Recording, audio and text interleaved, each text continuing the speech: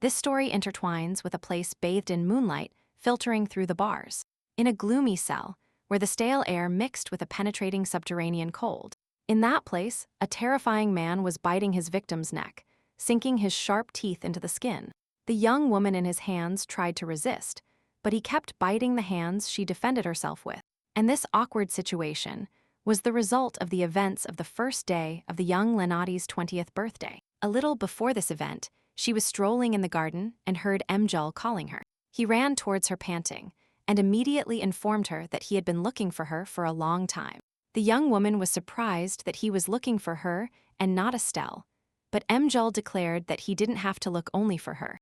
Then, he extended a ribbon to her that he wanted to give her for her birthday, which was the next day.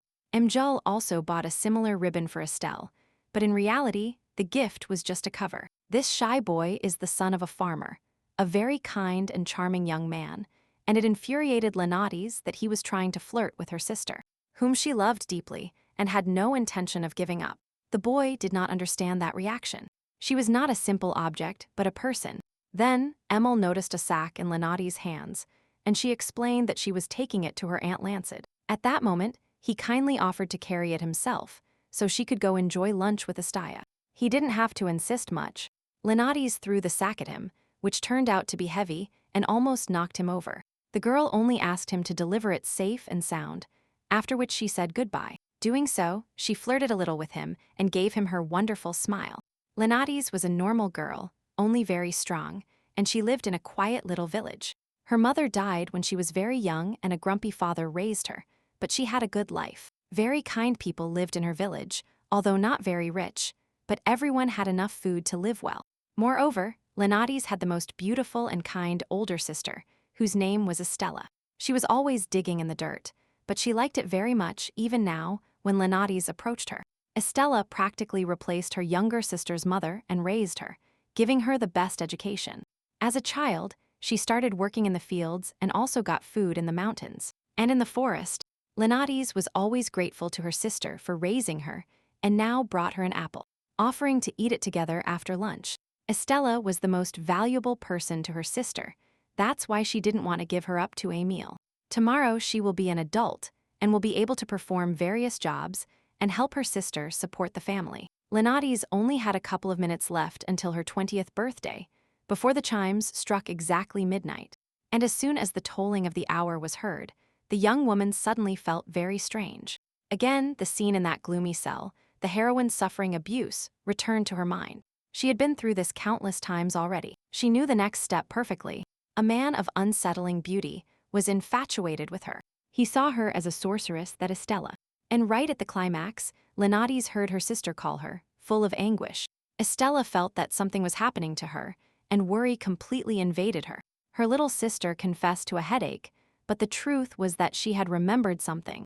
The truth is that she is in the world of a novel she read in her previous life. The beginning of this crazy novel was the madness of the protagonist, Archduke Cario. He is the heir of the Carios, where madness strikes all adults, sometimes even children. With time, the madness calmed down, but before that, it ravaged everything. Many died or were killed. The only way to calm this was by consuming the blood or saliva of the sorceress. Lenatis could not understand how she had become fond of that reading material in her past life. Furthermore, it infuriated her to find out everything, all at once on her 20th birthday. Someone could have taught her gradually. In the vegetable garden, she saw radishes intertwined, as if hugging each other, and that exasperated Lenatis for some reason. Seeing her stomping on that strange plant, Estelia and Emil became worried about her, but she only continued hitting the ground furiously, angry that they stuffed the whole novel into her head in one morning. Immediately, Estella approached, and concerned for her well-being, touched her forehead to check her temperature. Everything was fine with that, but she still advised Lenatis to put everything aside today and simply rest. In reality, Lenatis felt bad realizing that her older sister would become the heroine of that absurd novel. She would give her blood day and night to the protagonist and would be a victim of his madness. And in the end, in a cold basement with failing eyesight, she would decide to leave this world. And that would be the end of the story. The end of the life, full of suffering of Estella Crastier. And Lenatis decided to prevent this tragedy. Turning to her sister, she declared that she wanted something unusual for her birthday. Estella assumed she wanted a cake and to go on a picnic by the lake, but she was greatly surprised when Lenates asked her to run away with her beloved. Meanwhile, as she decided to change the novel, in the mansion of Archduke Cario, that man was suffering from madness. During his gasps, beastly fangs could be seen in his mouth, and he incessantly begged for a sorceress. A week has passed since the day Lenates asked her sister to run away. But Estella refused. Both perfectly understood what running away with a lover meant and what could happen next. But Lenates kept persuading her, chasing her everywhere and even whispering it in her dreams. And it infuriated her that her older sister wouldn't listen to her or run away from home with Emil. She loves him, oh how she loves him, but Estella always denied having that kind of relationship. And she thought her younger sister had nothing better to do and asked her to do something useful. But when Lenates' memories from her past life returned, she discovered what her sister truly felt. In reality, she deeply loves Emil, even if he is not handsome, has no wealth, and is not her equal. In the original story, Estella, sitting in a dark basement, cried until she dried up from longing for Emil. She couldn't accept her fate as a prisoner of the crazy protagonist, who was handsome and rich heir. And now Estella refused to run away with Emil because she was also worried about her younger sister, who would be left alone. Lenates assured her that she could work as a maid in a rich house, even without recommendations. But she is very strong, and those maids are exactly what they need. Those types won't find anyone better than her. The girl even lifted a pile of huge rocks to show her strength to her sister. Although she didn't doubt it, all that remained was to start playing pitiful. And sitting down, she burst into tears, causing her sister concern again. Estella comforted her as best she could, but asked her never to bring up that topic again. Never again. She wanted to explain something else to her younger sister, but their conversation was abruptly interrupted. The door creaked open, and a not-so-young man entered the room, with his head bowed and a bottle in his hand. The girls were startled and stood on guard, because it was their father, and he seemed to be completely drunk. Stumbling forward, the man tried to drink from the bottle on the go, but the liquid spilled out of his mouth. His walk was unsteady, and he was furious because his daughters were not happy about his arrival, and he insulted them mercilessly. Estella, immediately protecting her sister, explained that they were simply busy having dinner, and then she greeted him cautiously. Unfortunately, that evil drunkard was their father, and in that state, it wasn't unusual for him to attack his daughters with his fists. The girls realized that he had already squandered all the money he had stolen from them days ago. The father noticed Lenates staring at him and instantly started insulting her. Furious because he wasn't earning a penny, he was convinced that she had stopped respecting him as soon as he crossed the threshold, and he threw a bottle at her. Estella stopped him from continuing, promising she would talk to her sister and begging him to stop. This helped a little, but he kept grumbling, saying that he spent the money on drunken sprees because of Lenates. When he left, she could finally give free rein to tears, and her body was still trembling with panic and anguish. Estella immediately noticed her condition and ran towards her sister to help her, but she assured her that she was fine and hadn't hurt herself. Although at that moment, something else worried her more. She didn't understand why her older sister wanted to spend her whole life taking hits from their father. Today they were lucky, and everything turned out fine, but everything could have ended with a beating. After thinking for a few seconds, Estella proposed they escape that horrible man together. But their father doesn't earn a penny, and if they leave together, he will surely pursue them. This terrified the older sister, but Lenates insisted on fleeing, assuring her it would be brief. In a week she could visit her and find out if Lenates got a job as a maid. If not, they would go together. The younger sister confessed that it took her a lot of courage to ask for something like that, but she begged Estella to be brave too, and that way they would surely succeed. The girls hugged, and that very night Estella, as her sister asked, quickly packed her things. Together in the middle of the night, they went to see Emil, surprising him greatly. But seeing the suitcase, he understood everything, because in recent days, Lenates had also been pressuring him with the idea of escaping. This boy turned out to be much better than she thought, and immediately began to take care of her sister. Soon they said goodbye, and Estella declared that Lenates would always be her little one. She knew it would be difficult and asked her to write any time. In the novel, Estella agreed to undertake the journey to protect her younger sister. This girl always lived for Lenates and protected her from their father. Is that why the younger one wanted her to be happy? And that's why she decided to assume the bitter fate that was reserved for her older sister. Upon saying goodbye, the girls hugged, wishing each other luck and asking each other to take care. Afterwards, Estella and Emjel left, while Lenates watched them go for a while. Alone, the girl, giving in to her internal torment, sat down because her legs were trembling. But the important thing is that her sister is safe, and she now has a crucial matter at hand.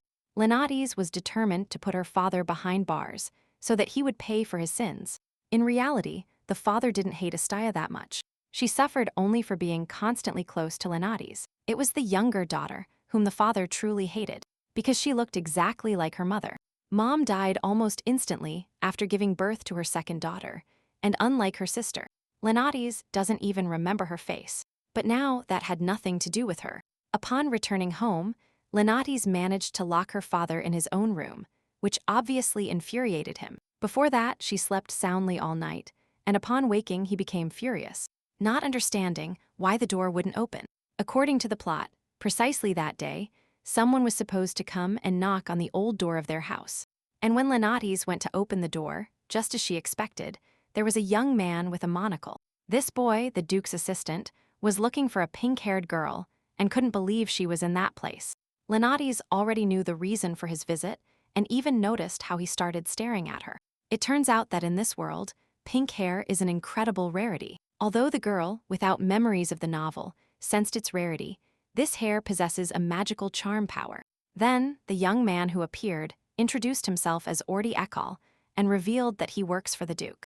In the novel, he kidnapped the protagonist and forced her, under threats, to go with him to the Archduke. Lenates was not surprised to see him at the door, but asked why Archduke Cario had sent him.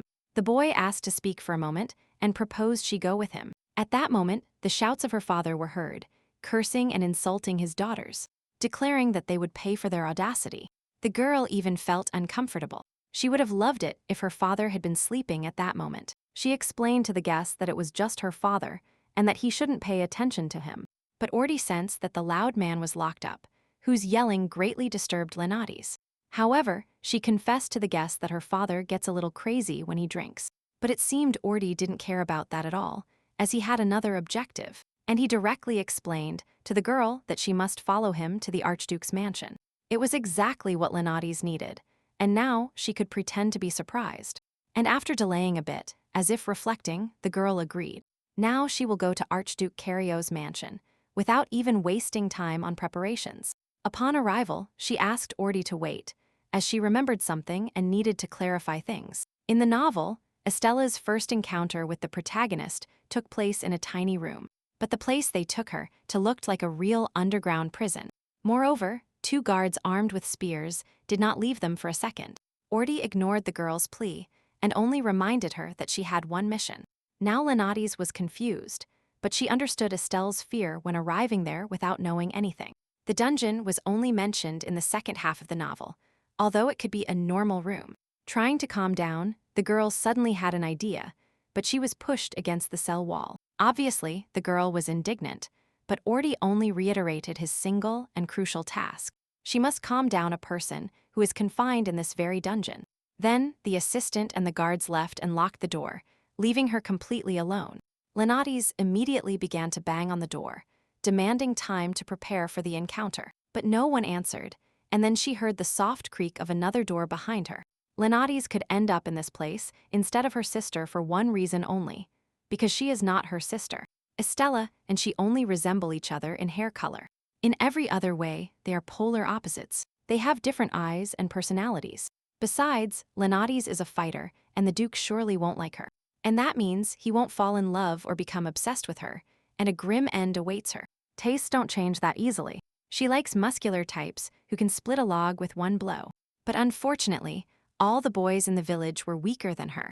It was difficult for them to lift 4 sacks at once. One day, Lenates even shouted jokingly out the window, invoking her strong guy like a monster. Although that didn't mean she wanted a boyfriend who was actually a monster. And that right at that moment, he entered the room, which filled her with terror. The girl knew it was the Archduke, but in her eyes, he now looked like a horrible beast. That man is the heir to the Archduke title, the protagonist of the novel named Theodore de Cario. Right now, by chance, he was not in his right mind, and Leonardes's soul fell to her feet from fear. Then she remembered that in their first encounter, Theodore had approached Estelle with considerable determination. Furthermore, he lunged at her immediately, and now the Archduke was doing exactly the same, terrifying Leonardes. In the novel, Estella was disconcerted by the great contrast between his beautiful face and his crazed red eyes. And while she was disconcerted, Theodore approached her. Immediately after, he lunged at her, sunk his teeth into the heroine's neck, and began to drink her blood immediately. Knowing how the plot would progress, at the moment the Archduke was about to attack, Leonardes jumped to the side. With horror, she realized they had almost literally devoured her, and that made her hair stand on end. Theodore only managed to scratch her hand, but she didn't give it much importance. And now he was standing at the door, chewing a piece of bloodied cloth, while his head slowly turned towards her. Suddenly, he said his prisoner smelled sweet, but it sounded as if it came from hell. However, him speaking meant he had woken up, and Leonardes decided to seize the moment. Making a cute face, the girl started asking him to simply talk to her to start. He only growled. After all, he was still a monster and wanted to attack her again, but Leonardes fled. But this is only a small cell. There isn't even anywhere to hide, and she won't be able to run all the time. The girl had to control herself and remembered Mjol's words, that when encountering a predator, you must not turn your back or think about fleeing. You must look it directly in the eyes and only step back little by little, increasing the distance. But the most important thing is to look at the predator as if you weren't afraid. Although it seemed difficult, Leonardes decided to try it, and turning towards the Archduke, she looked at him with a menacing gaze. And it worked, which surprised her, as the monster was a bit disconcerted, and she started backing away slowly. It seems there are no inescapable situations, and all that's left is to wait for his people to arrive. At that instant, Leonardes slipped and started falling backward, while Theodore lunged at her.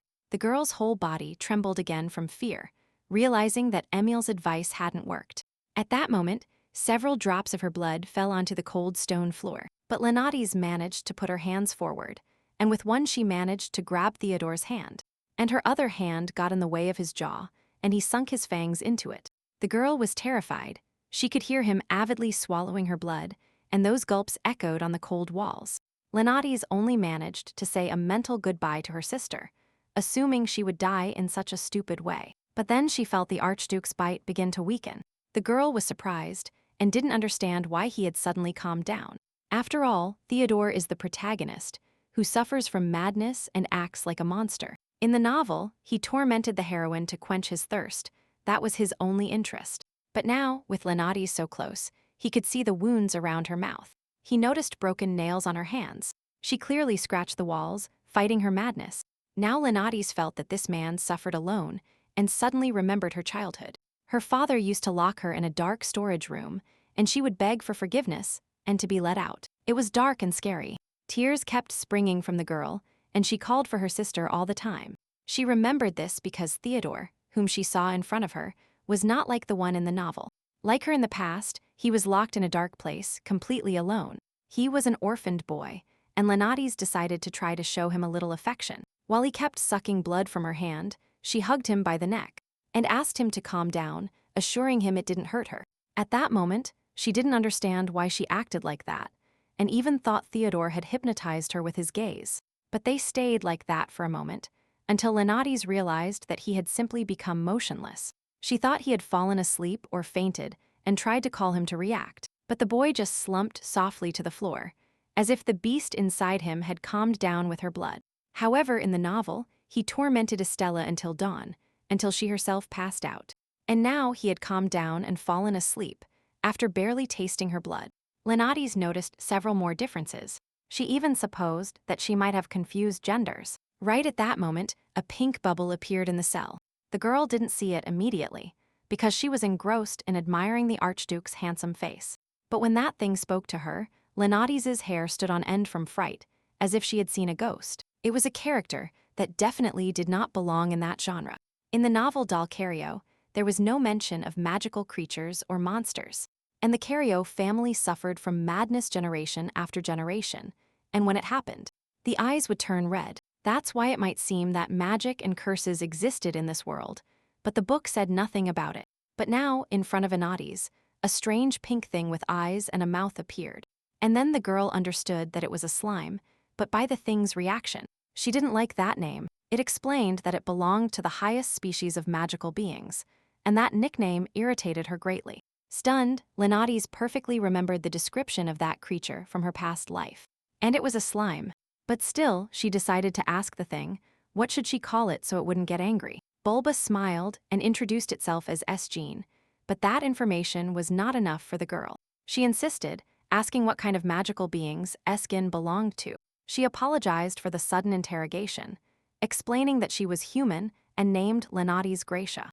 When she asked what Eskin was, a deathly silence filled the cell for an instant. The girl was sure now. It was a slime, and the dungeon filled with Eskin's indignation. To understand, Lenatis begged it to explain what kind of magical beings they were and what race they belonged to. There was no answer. The bubble just persistently repeated that it wasn't a slime, but Eskin, and infuriated, it declared that communication with that human was impossible and turned away. Ready to leave, the girl felt a little embarrassed by the clumsiness. She didn't want to offend the creature. Carefully, she placed the Archduke's head on the floor and decided to catch up to the bubble. But when she looked back there, the creature had already vanished with a heavy sigh. Lenatis remembered that she wanted to change the plot a little, but it seemed she overdid it. Not long ago, the Archduke woke up in his study and immediately felt a strong tickle in his throat. Coughing hard, he immediately asked for help because he felt really awful. Lifting his head, Theodore saw that his father was sitting nearby, watching him silently. Then, the father stood up and demanded that his son not lose his mind and remember how his older brother died. Theodore must stay strong if he doesn't want to end up the same way. He is strictly forbidden from killing the sorceress, and that was the last thing he heard from his father before losing his mind. And it didn't look at all like advice a father gives his son out of concern, or like a warning. The older Archduke simply coldly uttered a warning that, in essence, was an order. Theodore knew perfectly well that his father felt no affection for him.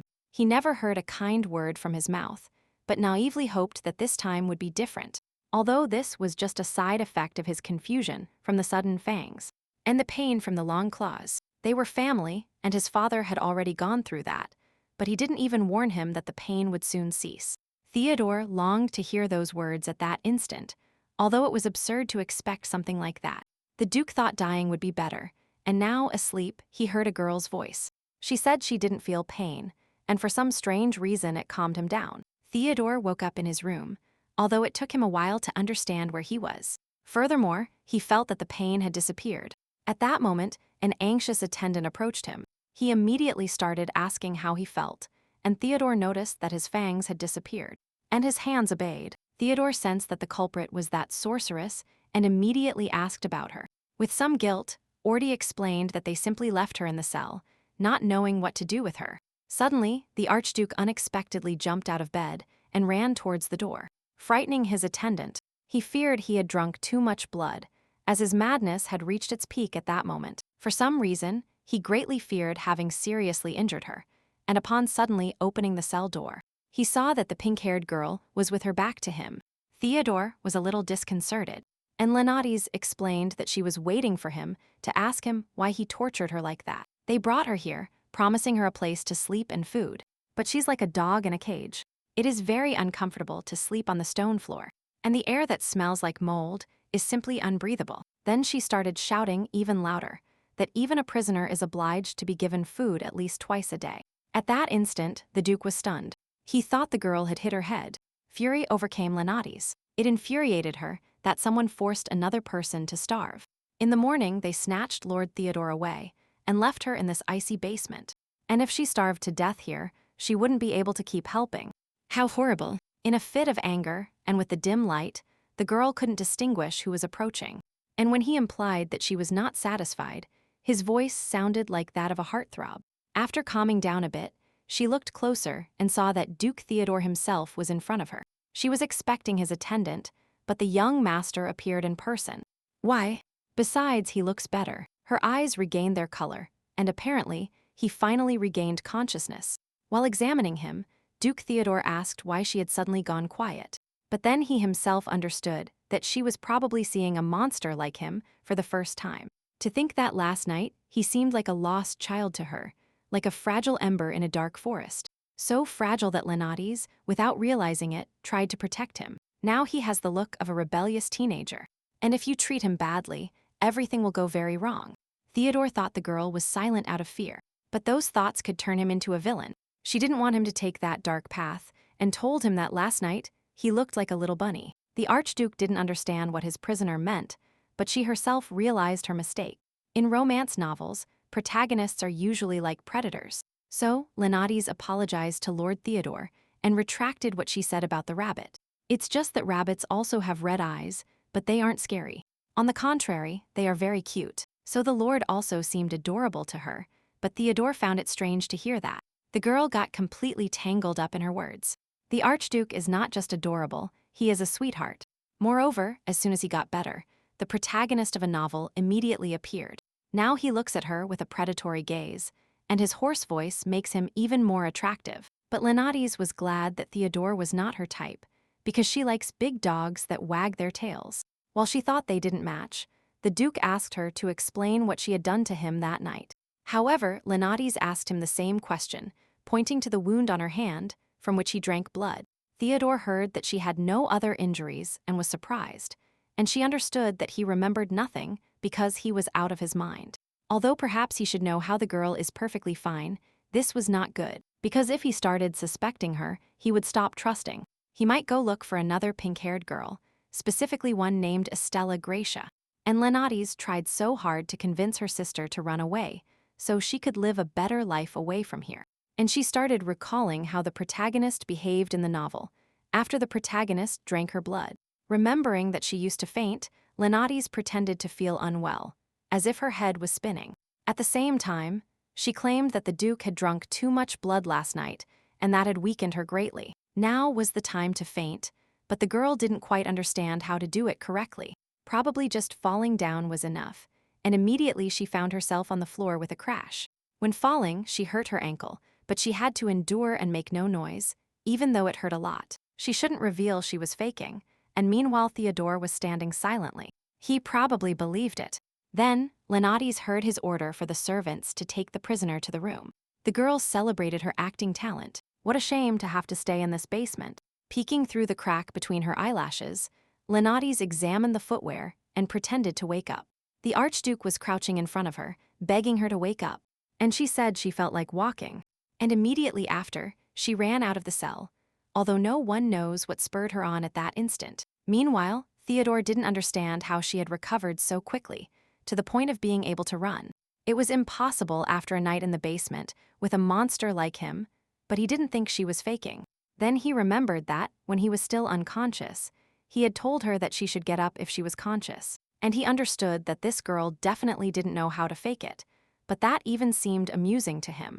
Theodore was even glad he hadn't hurt her, at least not seriously. Although he knew that, for a girl abandoned in a dungeon, everything could seem very different.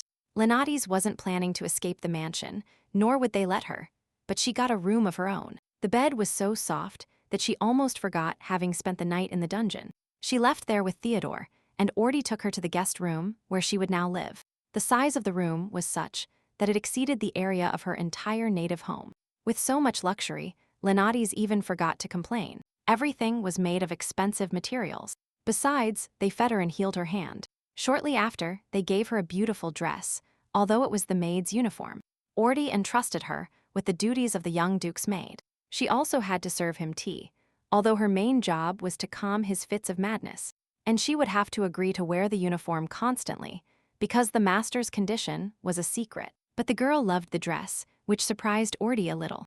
Although that situation suited her, Leontes would never forget the way he looked at her like a fool. The girl loved the bow and the puffed sleeves of the dress, in addition to it being made of soft fabric. And beautiful, she didn't understand how someone could not want to wear it, especially since she only had 2 new dresses. The first one her mother had sewn a long time ago, and the second one her sister made for her. Buying a precious fabric, both were birthday gifts. And that second dress was exactly the one she was wearing now, stained with blood, dust and dirt, and also torn in some places. She had put it on to look decent in front of Theodore, because it was the best she had, and now Ordi insisted she throw it away. But Leontes refused, because that would greatly anger her sister. In that room, originally, Estella should have been unconscious on the bed. The family doctor would have leaned over her, extremely worried about her delicate condition. Now Estella should be fine, together with Emile, and Lenates hoped everything was well with her. Clutching her new uniform to herself, the girl kept thinking about her sister for a while. Unable to stop it, tears welled up and once again the pink slime appeared, not understanding her crying. Right at that moment, Lenates felt how the tear accumulating in her eye simply evaporated. This surprised her, just like the way the slime entered the room, but he reminded her of her magical lineage. For the great Eskin, doors are not an obstacle. Lenates deduced that this creature could teleport. She thought that if monsters existed in this world, then, logically, there could also be magic. Immediately after, Lenates asked if Eskin could take her, even for a second. With her sister, with an unfriendly face, the pink bubble declared that it was impossible. Thinking it was because of yesterday's conversation, the girl apologized for her attitude, but she really needed to see her sister. Then, she began to inquire about the reason for the refusal. She even thought it was some kind of magical limitation. Maybe they rejected her because she wasn't the protagonist, but Esgayan confessed that he doesn't know how to do it. Disappointed, Lenates was perplexed. Something doesn't add up. How did that slug get here? And he explained that he sneaked in through a slightly ajar door. It is small, and that allowed it to pass. But now, this cast doubt on whether he belonged to a great magical lineage. Evidently, it is a common slug, which later admitted that it was following a sweet scent. This seemed strange, as there were no sweets here. But that scent also guided the slug to the girl yesterday. And now, he came to the conclusion that this scent comes precisely from the pink-haired girl. He liked that scent so much that, without asking, he jumped onto Lenates' knees. Esgayan ignored her subsequent questions, incessantly repeating how incomparable that aroma was. Then, the girl remembered that the night before, Duke Theodore had told her something similar. Probably an aroma emanates from her that only non-humans can perceive. She tried to remember if the novel mentioned anything about smells. Suddenly, the slime began to move and enjoy itself on her knees, like a kit. At that moment, it seemed incredibly adorable to her, almost frighteningly so. And this pleasant moment was interrupted by the slime's unexpected proposal to serve her. This instantly enraged the girl, and she threw the creature far away, where it stuck to the door like a squashed booger. Sliding down, Eskin began to complain that being her servant was a great honor. But Lenates was not convinced. Then, the slime honestly admitted that he fervently wished to be close to the source of that pleasant aroma. That's why he had proposed to the girl to serve her, so that he would be by her side at all times. Even so, Lenates' anger only intensified. She would be made to look like a toy for this creature. She doesn't understand how someone can propose that, but she remembered that he is not human. The fury grew when Jejong added that he would support her financially. Because of her stubborn refusal, the girl seemed very annoying to him, and he asked how to proceed. Lenates proposed they simply be friends, since friends visit each other when they want to. In a fraction of a second, the slime's smile widened, but he didn't understand such audacity. However, he valued Lenates' bravery and accepted her proposition. Shortly after, a servant knocked on the door of young Lord Theodore's study. He handed over an envelope, explaining that Lenates Gracia begged for the letter to be delivered urgently. She wrote it quickly on a piece of paper when Ordi was leaving the room and managed to give it to him. Both men read the message, but the meaning of the text seemed very strange to them. Furthermore, the Archduke thought the text was too long to have been written offhand. Lenates started by saying she had a couple of questions for him, and first wanted to know since when he had been crazy. She also asked him to say if he had symptoms before the attack, for example, if his eyes hurt, or his teeth itched. She also asked how long the attack lasted. All this to prepare well for their meeting. In the end, Lenates asked him to reply to that letter. And while Theodore was reading, Ordes became furious at her insolence. What angered him most was that the girl dared to call the master crazy. Theodore himself thought that this prisoner had hit her head, especially because she drew strange symbols at the end. But it occurred to Lenates afterward that it was unlikely anyone knew that symbol in this world.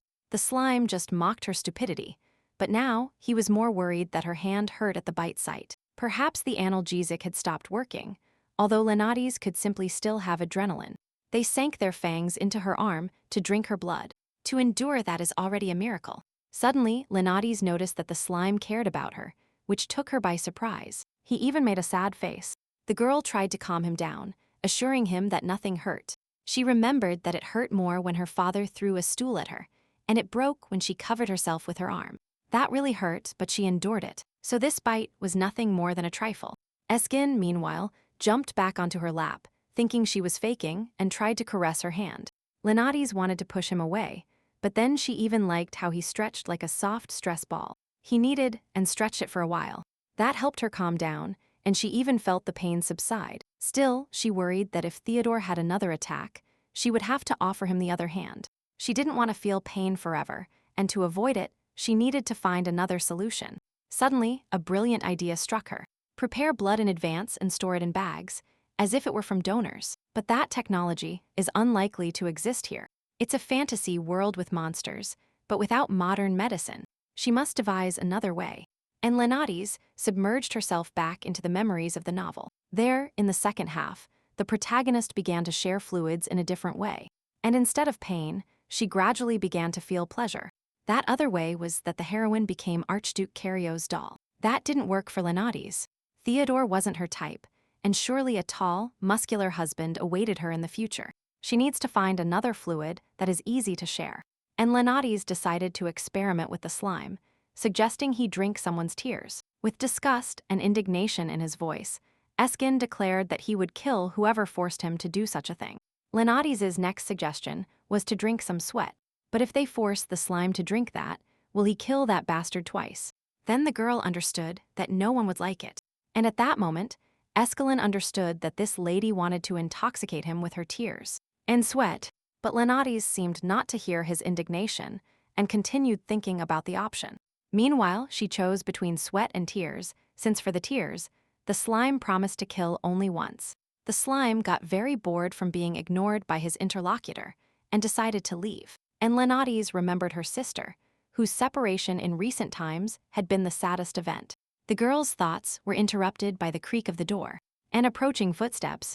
Turning her head there, she saw that Duke Theodore himself had arrived, and his gaze was strange. The girl was scared to death, not understanding why he had come, and even thought she would soon have an attack. In reality, Theodore only came in to see if she was okay. Besides, she wasn't answering, and the door was ajar. She remembered Ordy's story. The atmosphere in her native home was not exactly encouraging. Her house was far away, on the outskirts of the village, old and deteriorated by time. The furniture and decoration were nothing special either. Ordy told her that she lived with her sister and an alcoholic father. But when he arrived there, the father was locked in his room and the sister's whereabouts were unknown. The girl had also told him that the dress she arrived at the mansion in was very valuable to her. Now, Theodore observed that same dress, which now looked more like an old rag.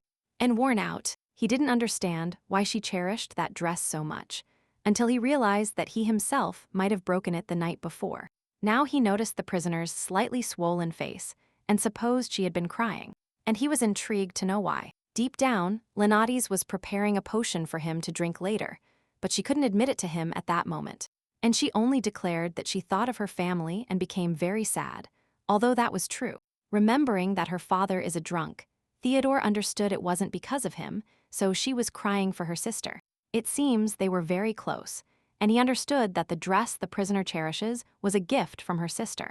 Lenates, at that moment, was burning with nervousness, not understanding why the Duke remained silent, as if he had discovered her plan. She wanted to invent some excuse, when suddenly Theodore brought his hand closer and wiped a tear from her eye.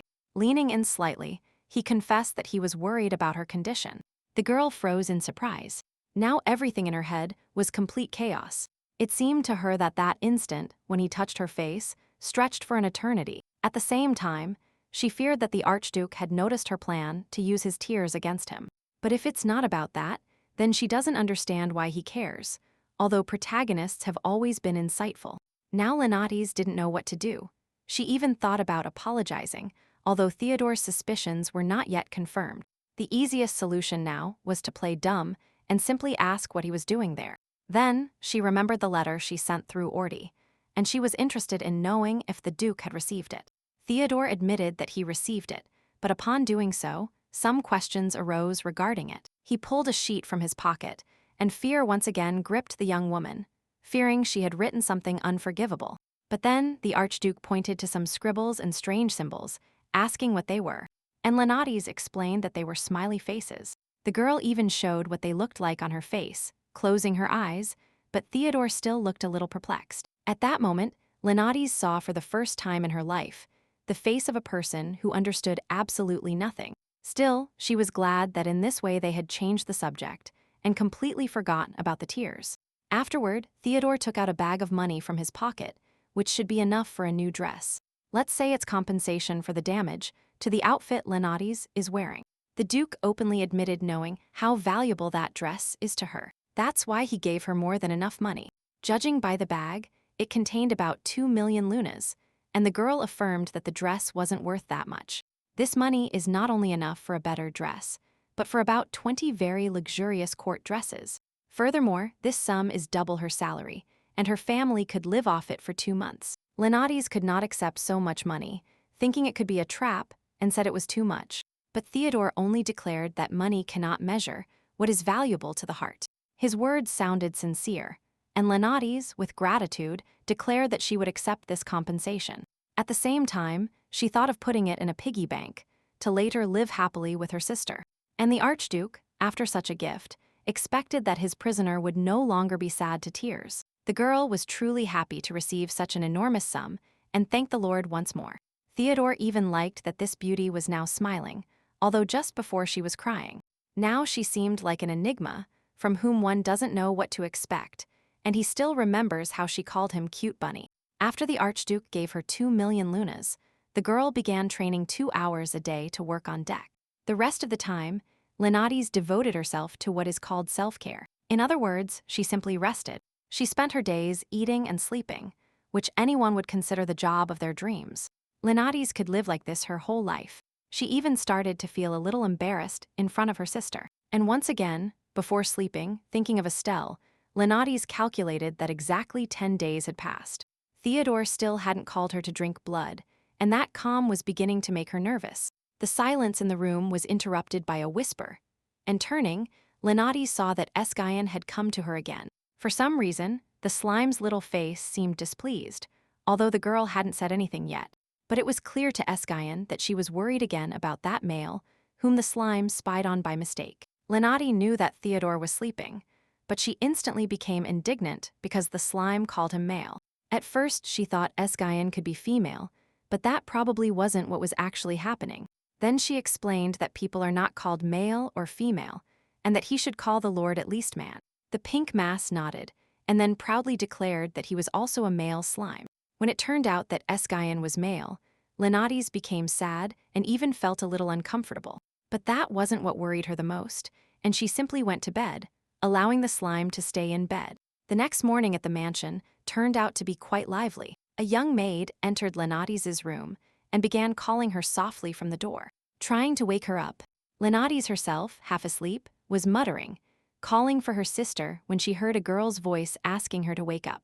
But when she sat up abruptly, she felt completely confused, not understanding what was happening or why there was someone else in her room. In front of her, she saw a rather frightened young woman, with 2 ponytails and eyes full of pure shock. When Lenades asked who she was, the maid explained that her name was Claire and that she worked there as a maid. She then explained that Archduke Duke Cario was returning from inspecting his lands, and all staff had to come out to greet him.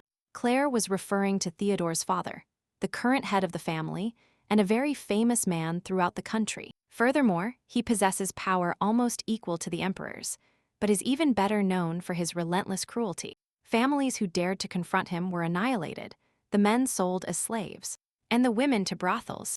On the battlefield, Cario showed not an ounce of mercy and beheaded all members of the neighboring kingdom's royal family. He hung the heads on the castle gates, and in that country, there is no one who does not know Archduke Cario. Lenades obediently went out to meet the others to greet her, practically direct superior. The Archduke advanced with a peacock strut, instilling terror in everyone. No one dared to look up.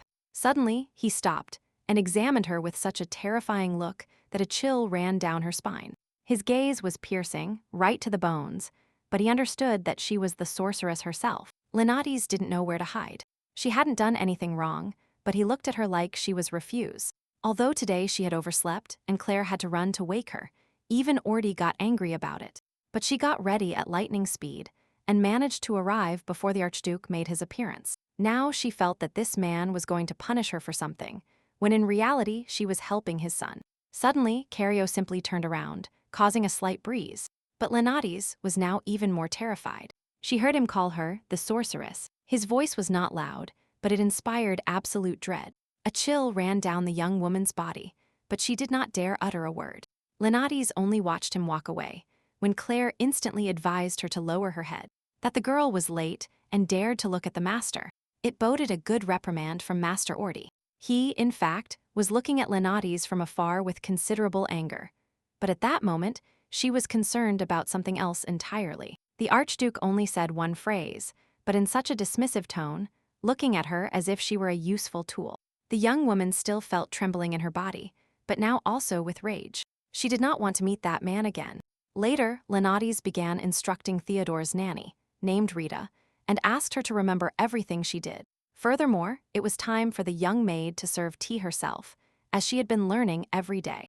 Moreover, her first time would be serving tea to Master Theodore, and now she would have more worries. The nanny first called his office, announcing that tea was being brought, but he asked not to be disturbed.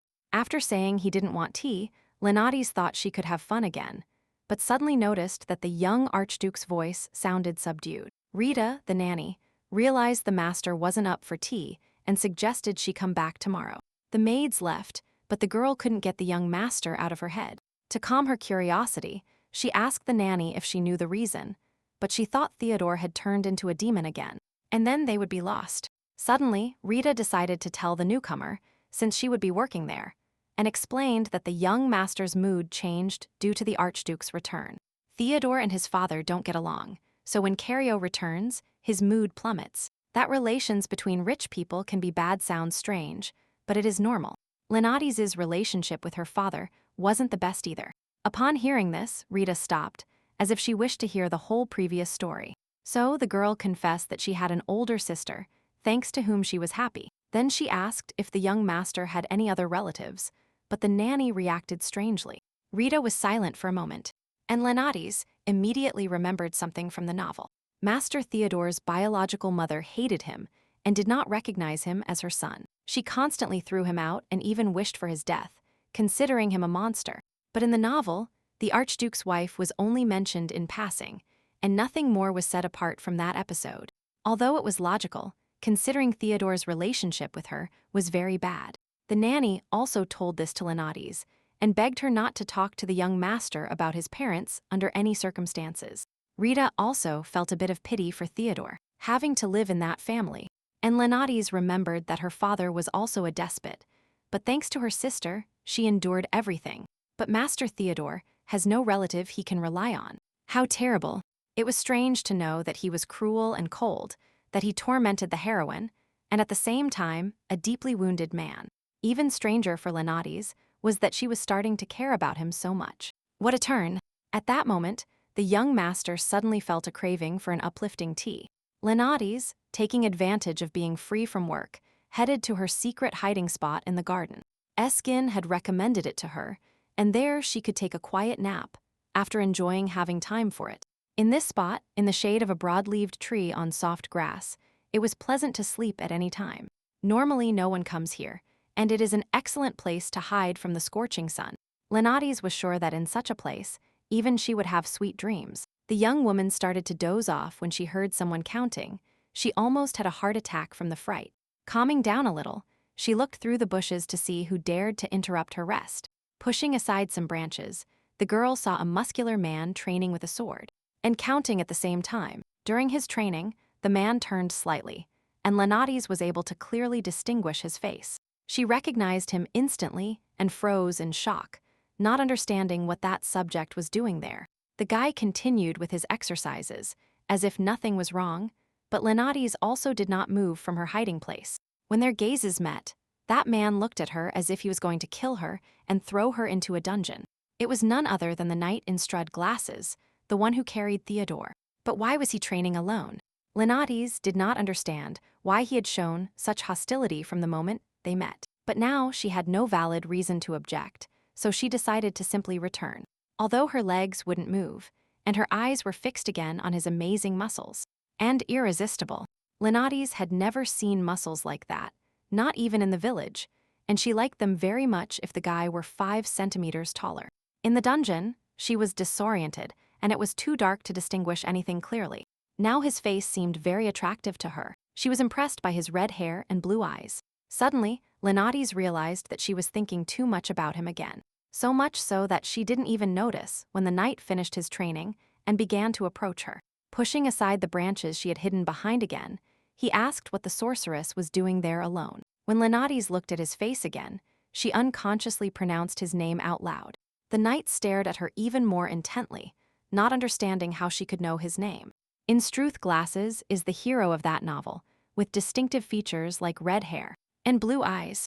And he wasn't just Theodore's bodyguard. He fell in love with Estella at first sight and tried to help her escape, but his attempt failed and a tragic end awaited him. Now, Lenates, to get out of the situation, explained that Lord Orty had told her about him. Instruth kept looking at the girl as if he were going to kill her, although she liked this character. In the novel, this knight did not believe that a sorceress could calm Theodore's madness. Estella's calming only increased his obsession and madness towards her.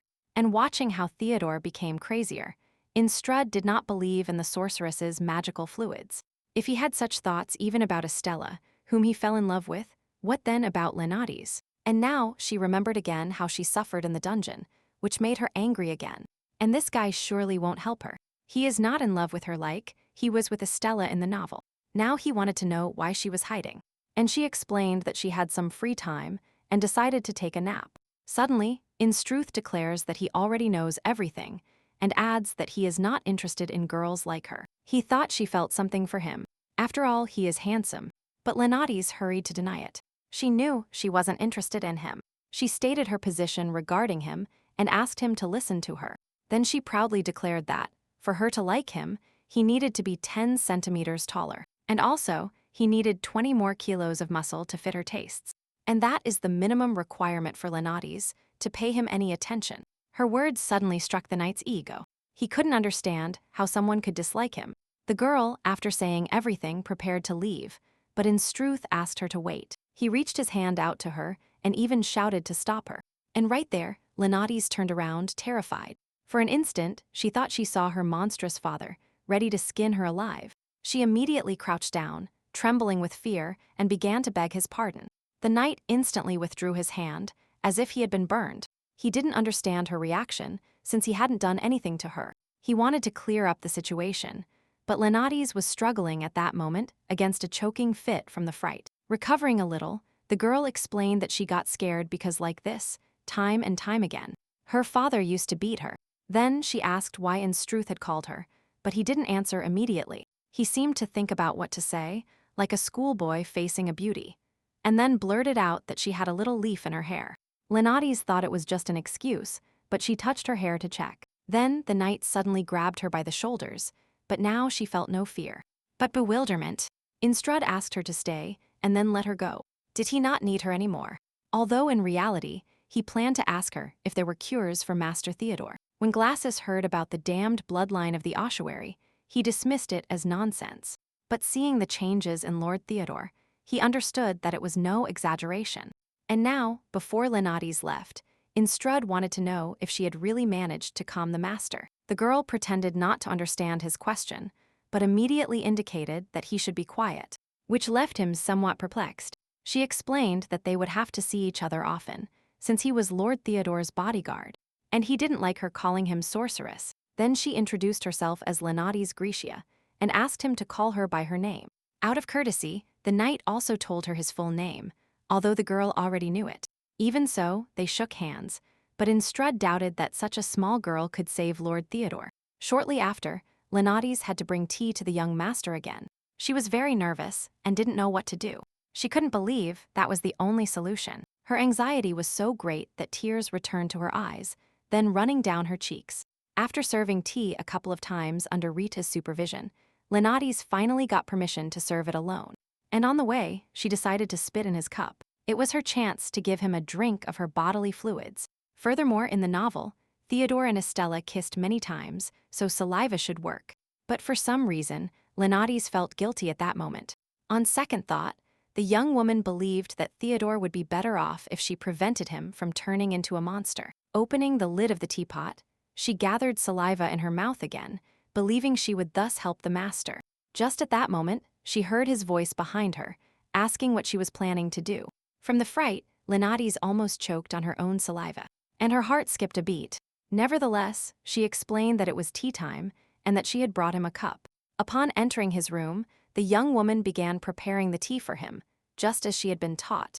Meanwhile, she discreetly glanced at his eyes and confirmed they were violet. Then she looked at his nails. They were immaculate.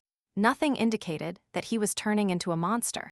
Theodore was also remaining calm, with no sign that he was about to have a fit of madness. This time, Lenades failed to add her fluids, but she still had many opportunities ahead. Furthermore, she noticed his fondness for reading, and if he kept it up, he would be fine for a while.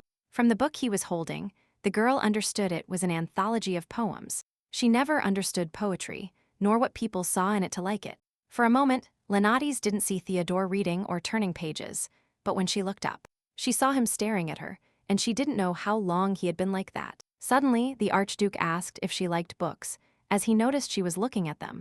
Actually, Lenades was monitoring his condition, but she couldn't admit it to him, and simply explained that she didn't like books much, because they made her sleepy. In the past, she read some motivational and interesting books, but she doubted they existed here. Moreover, in her current situation, her family couldn't afford such an expensive luxury.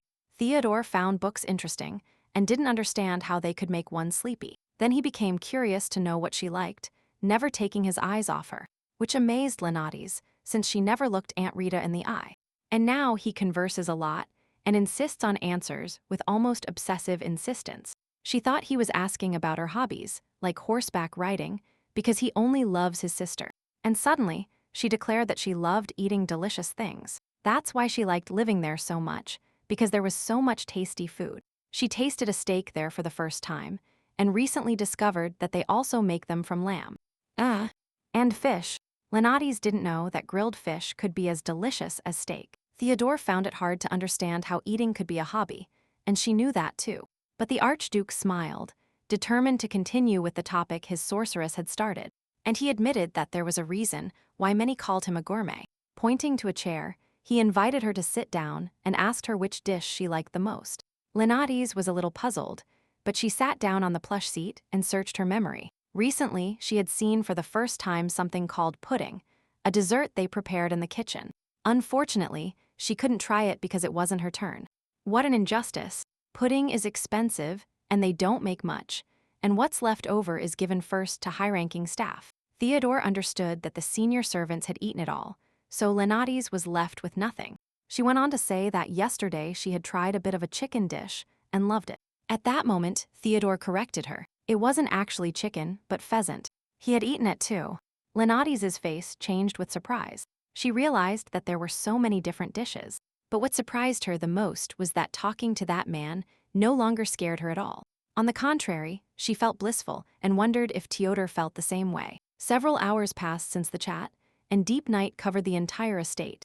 Theodore watched the dark sky from the window, remembering the sorceress talking about delicious food. Suddenly, he felt a sudden rush of blood to his head. His hands trembled, and his vision blurred. Just at that moment, Ordi, his assistant, knocked on the door, asking permission to enter, and the Lord's stupor vanished as suddenly as it had appeared. Ordi announced from the door that he had a message, and after taking a deep breath, Theodore allowed him to enter. The assistant, upon crossing the threshold, noticed that his master had paled slightly and worried about his health, but he assured him he was fine and asked him to explain what had happened. Recalling the reason for his visit, Ordi announced that Countess Pablo would visit him tomorrow.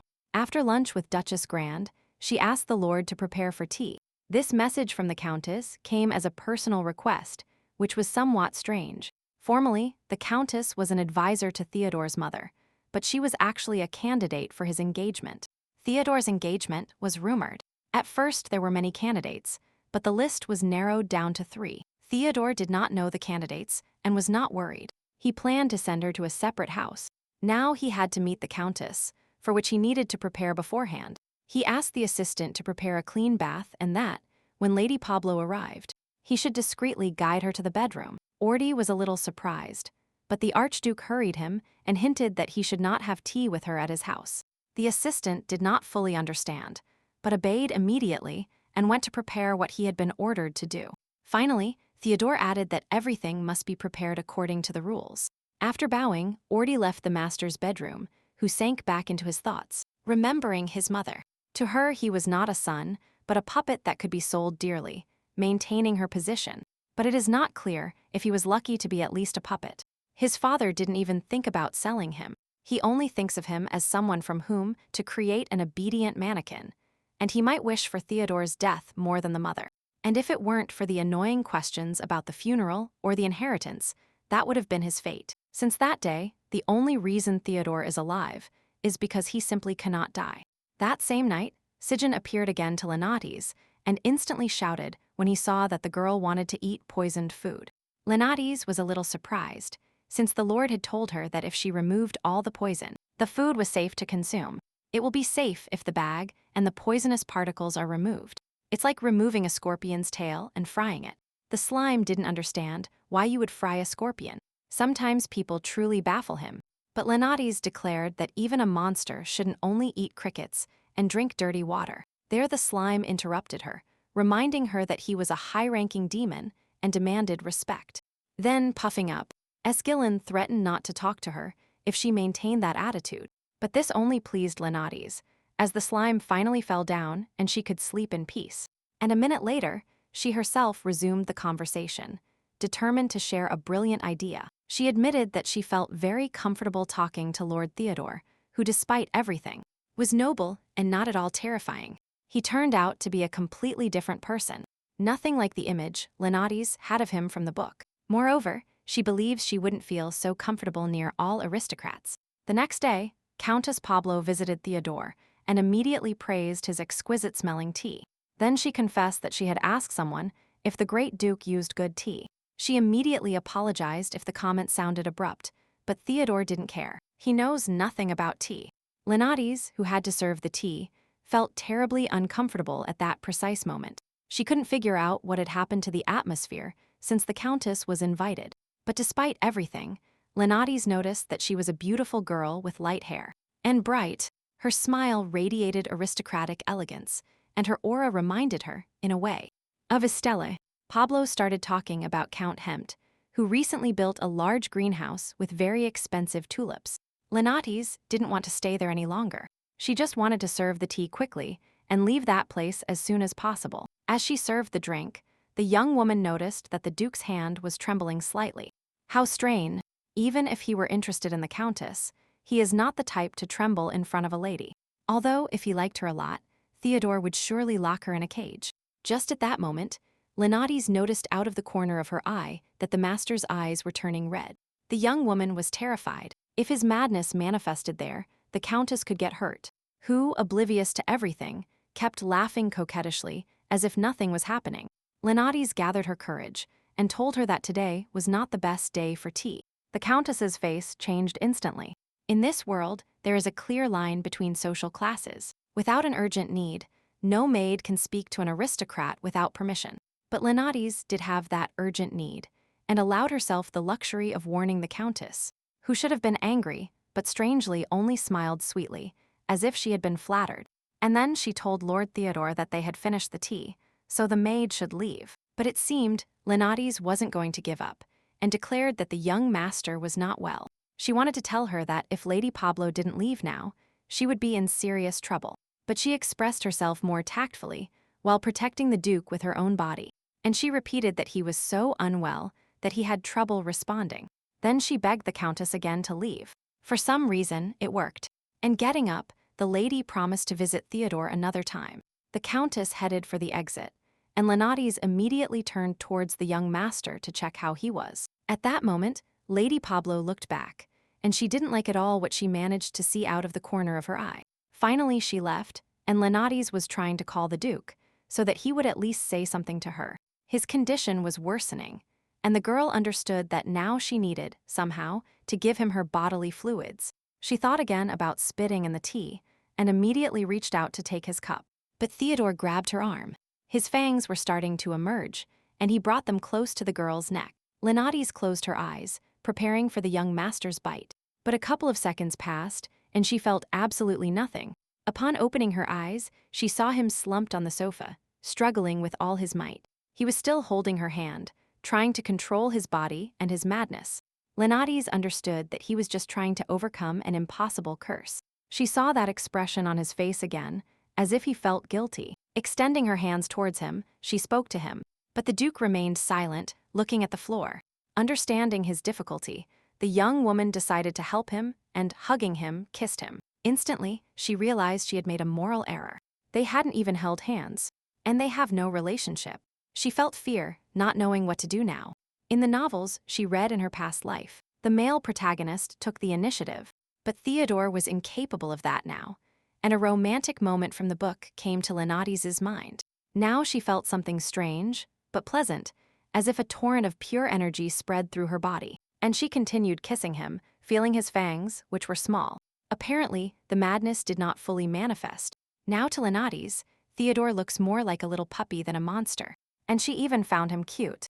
Immediately, the girl calmed down, as it was not the time for such thoughts. She understood what could follow next, and she moved slightly away from Lord Theodore. His eyes were still red, and he just gripped the girl's hands tighter.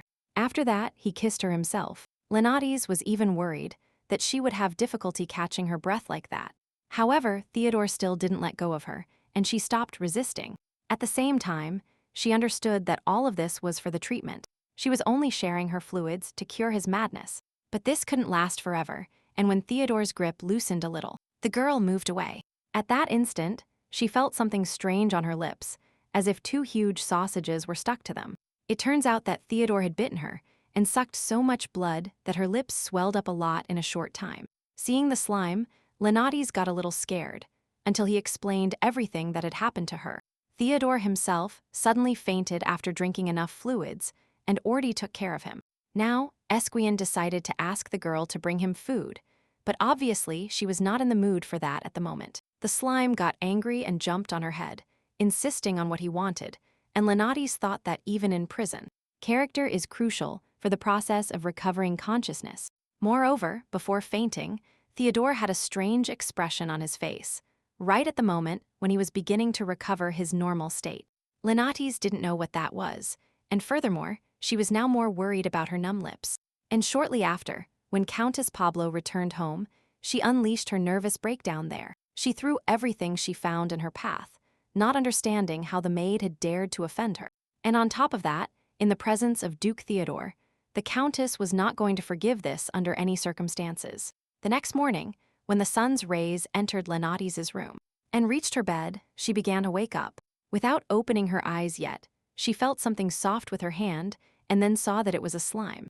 He also woke up, and yawning, he asked her why Lenates had gotten up so abruptly. But the girl had no time for long explanations. She was rushing to check if Mr. Theodore was well.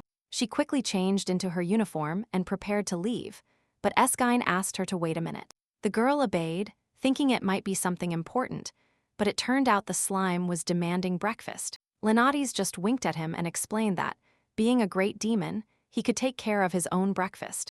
The girl walked very quickly down the hallway, almost running. The last time she saw him, Theodore seemed to have calmed down, but she needed to see his condition with her own eyes. First, she decided to find out everything from Orty, when suddenly a maid stopped her.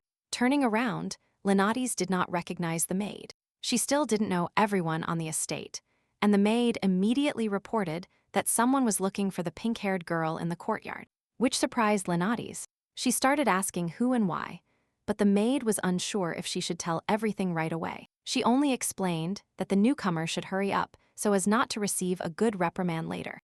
Then she turned abruptly and left. It seems it is another person who believes the rumors about the pink-haired sorceress.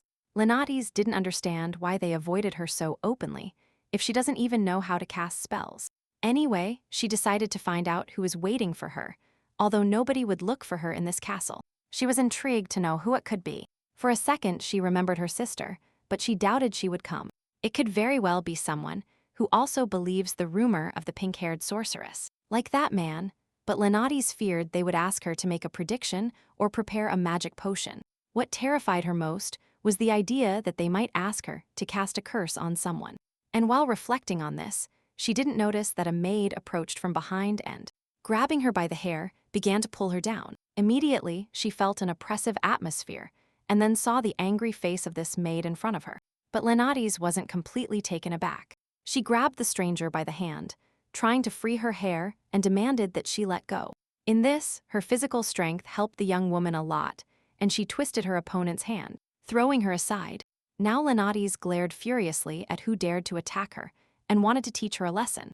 The maid was in shock, not understanding this inhuman strength, and at that moment the Countess's voice rang out, demanding that the others be called. Furthermore, she scolded her maid for failing to bring a girl half her size to her knees. The Countess approached, hiding her face behind a parasol, but Lenades recognized that voice immediately. And then, when Lady Pablo raised the parasol, it only confirmed her suspicions, although she pretended to have arrived there by chance. Right away, she attacked Lenades, furiously stating how she had dared to throw her out of there. She even confessed that she felt insulted and began plotting how to murder her to feel better. Lenades quickly tried to explain that she had no intention of throwing the Countess out.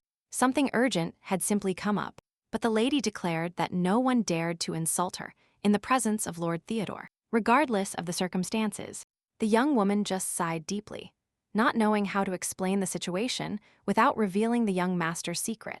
Just at that moment, the maid grabbed her hair and threw her to her knees. While Lady Pablo was furious about speaking without permission, she demanded that Lenades stay on that dirty floor, and the girl felt the maid pressing her down harder. But now, she understood that Lady Pablo didn't give a damn about the situation. She was just venting her frustrations. One might think this lady was in pain, but now Lenades only had one option left. Immediately, she removed the maid's hand from her, although she didn't get up from her knees. Looking at the one who had held her, she mentally cursed at her, hoping to get revenge somehow. But at that precise moment, she needed to ask Countess Pablo for forgiveness to improve the situation a little. Without lifting her head, Lenades declared that she was sorry and admitted she had been wrong. The Countess was a little shocked, but continued silently watching the pink-haired girl. Lenades understood this was not enough. Surely the lady wanted to hit her. Since she separated from her father, no one had hit her. The people here even seemed kind to her. That's why Lenades forgot that not everyone is good. And Lady Pablo was intrigued that she stopped apologizing. Her maid caught the hint and lunged at the poor girl, so that she would stop being clever. She narrowed her eyes, preparing for the imminent blow. But nothing happened, and she became curious to know what prevented the maid from attacking her. It turns out that, right at that instant, the knight in Strud approached and stopped the wicked one's hand. He demanded an explanation of what was happening, while Lenades was in shock, not understanding where he came from. Glasses also declared that this place is an extension of House Cario, and outsiders cannot enter just like that. Releasing the frightened maid's hand, he ordered her to leave immediately, but she only shouted that he could not give her orders, pointing out the great importance of her lady. It seemed the knight had just noticed the Countess, and with a serene voice, he apologized. He explained that he only sees the sword, not the person, and that he had no idea who that lady was. Immediately after, he introduced himself with all courtesy as the personal knight of Mr. Theodore. Then, he begged them to understand him, as he was only concerned with the security of the property. Lady Pablo smiled sweetly at him and introduced herself with a slight flirtation. She even revealed that yesterday she had tea with Mr. Theodore, invited by the Duchess herself. Lenades did not recognize the lady, who had looked at her with fury. Her attitude had changed in an instant, probably because Instrud is close to the Lord. And the Countess alleged that there was an unfortunate incident during tea, and that she was now coming to instruct the maid who had been responsible for said incident. Lenades knew the lady was lying shamelessly, but also that her word counted for nothing against hers. She wanted to shout to the knight that she was innocent, but the words refused to come out. And he, very calmly, told her that he understood a lady's feelings. How considerate, neither of them imagined that, in reality, Lenades was trying to save the Countess from Theodore's madness. Ah, if her little sister Stella were here, she would surely support her with all her might. Tears threatened to spring, but she couldn't give in. She had to hold on, endure everything alone. Suddenly, she felt Instrut's hand helping her up, assuring her that her lord valued his people. So, if Lady Pablo wished to be one of theirs, it was important that she knew that detail. The Countess found it unusual that a mere maid could be considered one of the young master's people. At that moment, Instruth extended his hand towards Lenati's, indicating for her to immediately offer hers. She didn't understand why, but she doubted he had bad intentions, so she obeyed his silent request. Then, Glacis pulled her closer with more force, stating that a maid can be more important to a lord. Blushing bright red, Lenatis didn't understand what this knight was babbling about, and he asked her to understand the meaning of his words. If she wished to be someone of Lord Theodore in the future, Lenatis trembled with fear, while the knight just smiled, awaiting the Countess's response. It only managed to provoke her even more, and that terrified the pink-haired girl greatly. Lady Pablo truly changed her expression again, but still showed no aggression. However, even by her look and the oppressive atmosphere, Lenatis wished the earth would swallow her up. She didn't understand why Knight Instrud had decided to go this far. This could end very badly, but she was supported by the fact that he was of noble origin, and perhaps he was a thorn in the young Countess's side. That cheered her up a little, and then she saw that Lady Pablo simply turned around and prepared to leave. In the end, she only declared that in the future she would ask Lord Theodore directly about this. Furthermore, she deemed that the silly maid had received enough instruction, so she could return calmly. As she left, Lady Pablo gave Lenatis a warning look, indicating this was not her last instruction. For a while, the girl stared fearfully at the departing Countess, and the knight finally let her go. Lenatis didn't know what to do now. Instruth had said so many things that after this, she would surely be in trouble. She wanted to tell him that with his chatter he had made a mistake, but he calmly asked her if she was okay. Although seeing her appearance, he understood that not everything was so well. Her lips were cracked, and many wounds on her face. He also noticed that her face was swollen, and her entire palm was full of scratches, and he decided to cure everything immediately. Grabbing the girl, still frightened and agitated, Knight Instrud dragged her behind him. Lenatis had no choice but to follow him, glancing at his broad back. Now she understood the feelings of those who fall in love with adorable side characters. Meanwhile, Duke Theodore was trying to sort out his own thoughts. All previous attacks were confusing, but this time he remembered everything clearly, and it seemed strange to him. He had just woken up and felt confused, but he went to look for the pink-haired sorceress. At the same time, he thought that clarity was maintained, because the madness had not managed to take complete hold of him. He needed to talk to Lenatis, but when he reached her room, he heard shouts, and another familiar voice. It was clearly Instruth's voice, asking the girl to open her mouth wider, and crazy thoughts crossed the Duke's mind. In a momentary outburst, Theodore violently opened the door to find out what was going on in there, but he did not expect at all to see his personal knight healing his sorceress's wounds. And Lenatis got scared to death when Theodore burst into the room, but she reacted instantly and, although she didn't understand how he got there, he asked how she felt. Theodore himself felt something strange when he saw the knight rubbing healing cream around her mouth. Instrud was visibly disconcerted, although it was not his fault what was happening, and the Duke, upon understanding the situation, felt embarrassed for having misinterpreted everything at first. Then he decided to leave them, asking them to continue with what they were doing before. The knight still wanted to ask the Lord what had happened, while the young woman started to suspect. In the hallway, Orty found Theodore with a very worried expression. Not finding his lord resting in bed, he got scared, not knowing what had happened. Then he explained that everyone had been looking for the Lord for a long time, and that he was very worried about his health. The Duke simply walked past his assistant in silence, who reached out his hand towards him, fearing he might feel ill again. Then Theodore turned, showing the healthy glow of his eyes, and stated that he was perfectly fine. But Orty was very unsettled by his flushed face, and insisted that his lord return to the room and call a doctor. He even suggested eating something light and nutritious, so that his body could fight the illness. After taking a few steps, Theodore asked for pudding to be brought to him, which greatly surprised the assistant. The Duke had never eaten anything like that before, but he just repeated his request in a more threatening tone. It turned out that pudding was for Lenatis, who was incredibly delighted to see it. One of the maids, Claire, handed it to her, and the young woman thought they must have had guests. Since there was leftover pudding, they didn't even serve it when the Countess came. The maid clarified that the Duke had ordered that pudding. He doesn't usually like sweets, but today he asked for 20 to be prepared. He ate one himself, so now the servants would each receive one, including Lenatis. Claire brought it personally, hoping for a miraculous recovery for the sorceress. Lenatis noticed that Claire feared her at first, but now treats her with complete ease. But woe to Claire When she made a mistake, Orty scolded her, and Lenates suffered the consequences. Thus, their paths crossed often, bringing them closer in an unexpected way. Claire believed Orty scolded her out of concern, ignoring the real reason. Theodore, and upon handing her the dessert, he wished her a good rest, preparing to leave. He even advised her to be more careful and watch her steps in the future. Lenates lied about a simple fall, hiding the wounds from her fierce battle. She used the same excuse with Sir Instrud, avoiding awkward questions and protecting the Duke. Lenates realized she wasn't as alone as she thought, just as a slime appeared. Terrified by her appearance, seeing the pieces of Band-Aid on her swollen face, he started asking her what had happened to her. To avoid having to invent excuses, the girl only suggested they eat pudding together, assuring him it was delicious. Slime didn't understand how she could be happy over a sweet while looking like that, an appearance he compared to that of a monster.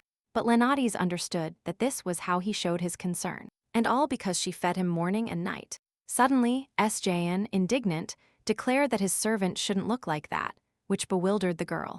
Then, he began to question her about who had done that to her, as if wishing to take revenge. Lenates confessed that yesterday she had to throw the Countess out of the room, but it seems she got offended, and today she came to take it out on her.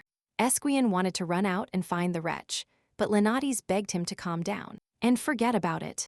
She didn't want to talk about people who hated her so much as to resort to violence. The girl only wishes to live, remembering those she likes and those who like her. Instrud saved and healed her, and Claire brought delicious pudding and wished her a speedy recovery. Besides, Orty and Aunt Rita worried about her. And she also has S-Jean, who gets angry for her. Now the slime was totally bewildered, and the girl understood that her speech had moved him. S-Jean only grumbled that nothing could move him. Lenates didn't argue and offered him pudding again. Biting quite a decent piece and still chewing, the slime admitted that it was a very good dish created by humans. Lenates was happy that her little round friend liked it, and now she herself was going to taste the sweetness. But then the girl remembered that she had forgotten to mention the most important name of the people who care about her. It was Theodore's name, but now Lenates fell silent and swallowed a piece of dessert with wine that was delicious. A little later, the young lord called her and asked her to get ready. The girl nodded obediently, although she herself still didn't understand what she needed to prepare for.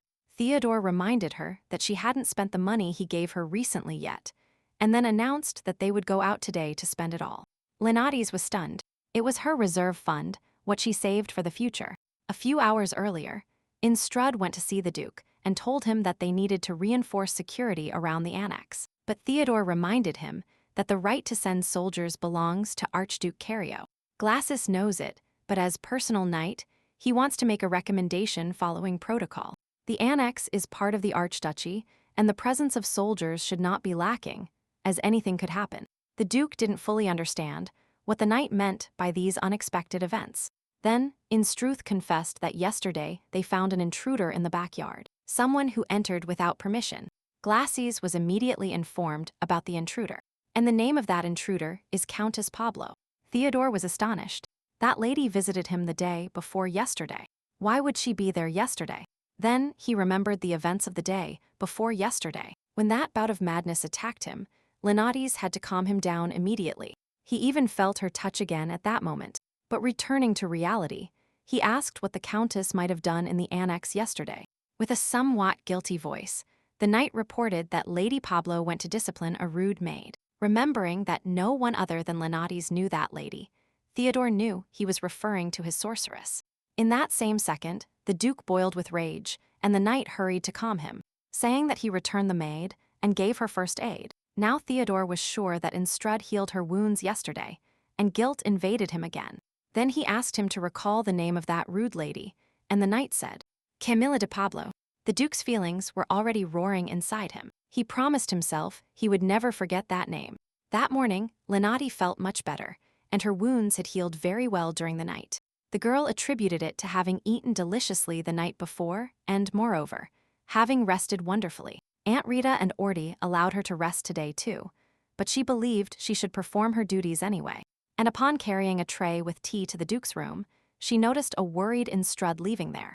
It was strange to see him like that. Surely something had happened to Theodore again, although he looked fine recently. Lenates greeted the knight, asking about his visit to the Duke, and he admitted they were already finished. Then he examined the girl's face and noticed that she was much better, although she still had bandages on. Then she remembered that she hadn't thanked Gleeshies for her care, because she was busy, and she did it now. But he told her that she didn't need thanks, that he was simply glad she was better. However, upon seeing the crown of her head when Lenati's bowed, he noticed that her hair looked soft and fluffy. Something reminded him. He even decided to touch it, which slightly made the girl uncomfortable. She immediately asked why he was touching her head, but the knight just laughed cheerfully and only advised her not to bother people that way next time. Lenatis declared that she was already trying hard, but as her father says, she irritates people easily. At that moment, the Duke observed them and noticed that the two were getting along right in front of his room. The girl immediately reported that she had brought him tea, and Instrut prepared to reinforce security. When Lenati hid behind Duke Theodore in his room, the knight remembered what her hair reminded him of. That pink mane reminded him a lot of the soft wool of a little sheep. The girl, in fact, alone with the Duke, looked like a guilty little sheep in front of him, especially because at that moment he looked at her with a slightly piercing gaze, as if he were about to scold her. Lenatis didn't understand what she had done wrong, and why the young master was looking at her like that. Because of this, she experienced different feelings one after another and didn't know where to hide now. Suddenly, the Duke turned around, but only because her face reminded him of what had happened before. He doesn't understand why she came to serve him tea, even though her wounds haven't completely healed yet. Theodore himself thought this girl should have rested longer. Turning back to her, he suddenly said that Lenatis still hadn't left the estate. The girl confirmed it, and right at that moment, Theodore asked her to get ready. He wanted to take her for a walk, so she could spend the remaining money she had saved in her piggy bank.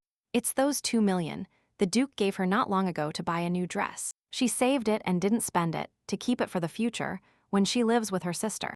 But it seems Lenatis will have to spend that money by force today. In the boutique, the girl's eyes almost popped out seeing that the clothes cost 4 million. And half a moon.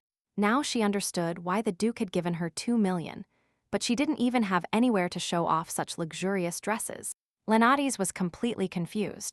It seemed to her that Theodore was just making fun of her. The Duke's thoughts were that Lenatis didn't want to leave him, which is why she wasn't leaving the estate. But fortunately, she had business in the commercial district, a perfect excuse to take her out for a walk. And now, he was asking her to buy clothes in such an expensive store. This simply tormented the young woman. But so as not to fail her lord, she decided to buy something cheap and return quickly. Suddenly, a woman approached her from behind and started yelling at Lenatis, asking what she was doing. The girl was completely perplexed. She was just looking at the dresses and hadn't done anything wrong. It turned out to be a saleswoman who was annoyed that the girl was lingering near the clothes, as if she planned to steal. She snatched the dress from her hands, stating that everything was very expensive and that she couldn't afford it. Then she pointed to the door with her finger and, in a furious tone, demanded that she leave immediately. But Lenatis pretended not to understand her completely, which further enraged the saleswoman. Imagine that, who added that people like her were always loitering around the store and ruining the image. When suddenly, Lenatis, with some pride, declared that she only wanted to thank that woman. She couldn't do anything. If her master ordered her to leave, what else could she do? Poor Lenatis. This way she could return calmly to Master Theodore and keep her valuable money. Lenatis even felt like hugging the saleswoman, saying that those clothes were too expensive for her. And while the woman took her for crazy, Duke Theodore himself entered the store. What a twist! The ladies, astonished, interrupted their argument instantly upon seeing him appear. The saleswoman fell silent, completely captivated by his beauty, which denoted nobility. His attire was of the highest quality, a clear indication of his aristocratic origin. She immediately apologized profusely, believing she had bothered him while observing the place. Immediately after, she offered him her services, urging him not to hesitate to ask for whatever he needed. Stammering, the Duke couldn't utter a word. It seemed she didn't understand that he came with the girl. Lenatis understood perfectly. Compared to Theodore, she looked like a mere commoner, but he approached the distressed Lenatis and demanded that the saleswoman explain what she had done to his companion. Both Lenatis and the saleswoman opened their mouths in surprise. No one expected that reaction from the Duke. They tried to understand something, but Theodore simply repeated his question, raising his voice even higher. But Lenatis noticed, from his expression, that he was beginning to get furious. The Duke, indeed, had a stony expression, and his gaze drilled into the saleswoman. And the woman immediately bowed, assuring him that she was unaware of who his visitors were. She simply didn't expect that girl could be the companion of such an important lord. But Theodore only pointed out to her that she was bowing incorrectly, and that she should apologize not to him. The saleswoman wasn't stupid, and she understood that she had to apologize to that ragamuffin. And grinding her teeth, she bowed to her and expressed her deepest apologies. But the girl wasn't bothered, since she wasn't going to buy anything when they offered her the VIP room. Leonardes began to refuse, sensing that there would be even more expensive things there, and assuring them that so much was unnecessary. Suddenly, the Duke declared that he didn't want to buy anything there after seeing how they treated customers. Then, he turned to Leonardes, suggesting they go to another store together. The young woman followed him docilely, glancing at the owner as they left. And she remained there, filled with sadness, realizing she had lost a very rich customer. Leonardes felt a strange, yet pleasant sensation, like when a male character helps the heroine of a novel. Strath and Theodore waited for them outside, and, as soon as they arrived, Theodore asked to be taken to another women's clothing store. He recommended another one nearby, which was more expensive, and Leonardes thought those two had agreed. She tried to convince the lord that it was already quite late and suggested returning, but the knight reminded her that it was barely daytime. As if someone forced him to speak, the Duke understood Leonardes' disgust with the incident, and he promised to stay by her side. This, of course, did not please her, as then she would definitely have to spend money and buy a dress. It was a dead end, and she didn't want to tell her employer the truth, but she couldn't stand it, and she declared that she needed that money. Theodore and Instrud exchanged glances and then stared at the pink-haired girl. Questioning, the Duke even asked again what she meant, and she went on to thank him for his great concern. And she understands that the Lord wishes to compensate her for her torn clothes, but for her, it is money she can use later. Besides, she has nowhere to wear an expensive dress. Upon hearing such an explanation, the knight could barely contain his laughter. But Leonardes noticed it, and that infuriated her. But she continued explaining that the day would come when everything would end, and the young lord would finally return to normal. On that day, she wishes to leave the estate and continue living with the person she loves. At that moment, both men became very serious, as they did not know that Leonardes was referring to her sister. But the knight was interested in knowing whom she loved, and the Duke felt disappointed. And the three of them had different thoughts. But at that moment, Theodore decided it was time to return, which made the girl happy. Besides, she felt extreme tiredness, even though the day hadn't been particularly eventful. At that instant, the only thing the young woman desired was to return as soon as possible and collapse into bed. Exhaustion overcame her. She nodded her head and fell asleep. The Duke noticed her lack of energy. A minute later, she was fast asleep, something surprising for Theodore, considering her recent vitality. Seeing her nodding off to sleep, he understood her discomfort. She needed a more comfortable position, and then her confession resurfaced in his mind. He wanted to be with the person he loved when all this was over. Along with this, he understood that Leonardes was postponing her own happiness for that beloved being. Theodore remembered the day of his first attack. He felt devastated by his terrible fate. He could foresee his future. A gruesome end awaited him, and worst of all, no one would shed a tear for him. Although he didn't understand the point of thinking about it, that was his destiny, and he couldn't escape. Even his parents call him a monster. His life is a disaster, and nothing goes as he wants. But today the clothes were just an excuse. It hurt Theodore that she was hurt, and he wanted to make up for it. And in the end, the one who does him another favor turns out to be this young lady. His gaze fixed again on her pink hair, which seemed magical to him. He felt the desire to touch it, and did so immediately, but very carefully so as not to wake Leonardes. In reality, he didn't want to cause her any harm or have her suffer at the hands of others. And if he didn't have that obsession quirk, she wouldn't be in the mansion, nor would she have been beat. Suddenly, Leonardes, in her sleep, began to murmur that she couldn't eat anymore, that she was going to explode. The Duke was startled at first, but then he understood everything and felt curious about what she was dreaming. And then, drooling, and with a satisfied face, the girl started murmuring about pudding. Theodore remembered his father talking about that witch, only as an instrument to cure madness. That's why the young Duke kissed her without hesitation, seeking her magic to nullify his own dementia. That's what he thought until now, when the carriage shook and Theodore almost fell onto Lenati's. But she didn't even feel the bump. She was still snoring peacefully, which pleased him quite a bit. Then he gently touched Instrad, who was with the coachman, and asked him to drive more calmly. The coachman reminded him that they had to reach their destination at a specific time. No excuses, but Theodore saw no problem in being slightly late, and asked again not to rush so much. The Duke noticed that looking at that girl made him feel calmer, although he had never heard that a witch brought hope. However, that's what he felt next to Lenati's, and it seemed to him that with her perhaps a good ending awaited him. Theodore remembered when he was a child, hiding behind a tree, sobbing inconsolably. His father approached and asked why he was crying, but the boy was afraid to answer. The man didn't insist on an answer, he simply extended his hand, asking him to get up. Little Theodore was horrified to see that hand covered in blood. The father didn't understand why his son was so surprised, and stated that he had the same hands. Terrified, he looked at his limbs and saw that, in fact, they were covered in blood up to the elbows. The father pretended to console him, because the poor child had simply inherited the cursed blood. However, he is the heir to the Carian duchy, and he is just like his father. Now the boy has no hope. He will never have a normal life again. His fate is already sealed, because there is no escape from this destiny.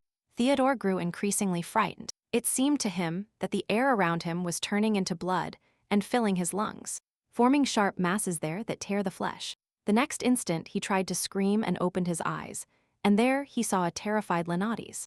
He didn't immediately understand what was happening or why the girl was so scared. Holding a blanket in her hands, she explained that she brought him tea, but he was sleeping and she just wanted to cover him with the blanket.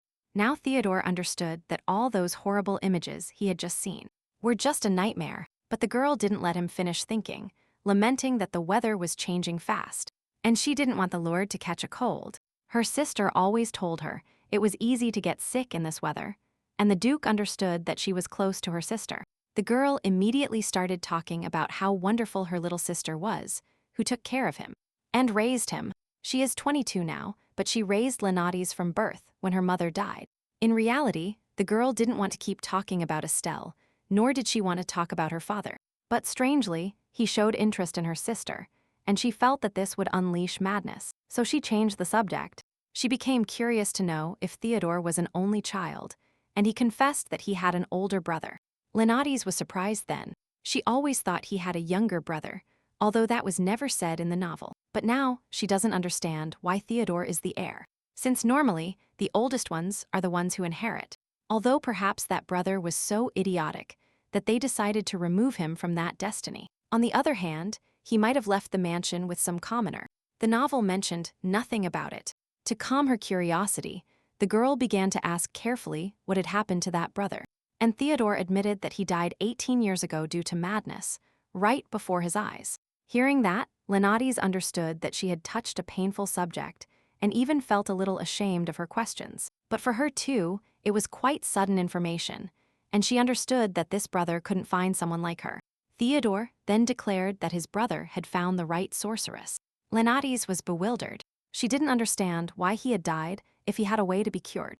The Duke explained that, in a fit of madness, his brother couldn't control himself and killed the sorceress. And when that witch died, he became completely irrational, and his father had no choice but to shoot him. Hearing that, Lenati's even stuttered. For an instant, she felt terrible fear. And Theodore continued that he saw with his own eyes how his brother killed someone, and then he died himself. It was clear on the young Duke's face that those memories weighed heavily on him. He even seemed to feel guilty. The young woman understood how horrible it was to see one family member kill another. Regardless of the relationship, the Duke noticed how Lenati's tried to hide her trembling, but it was impossible after such a story.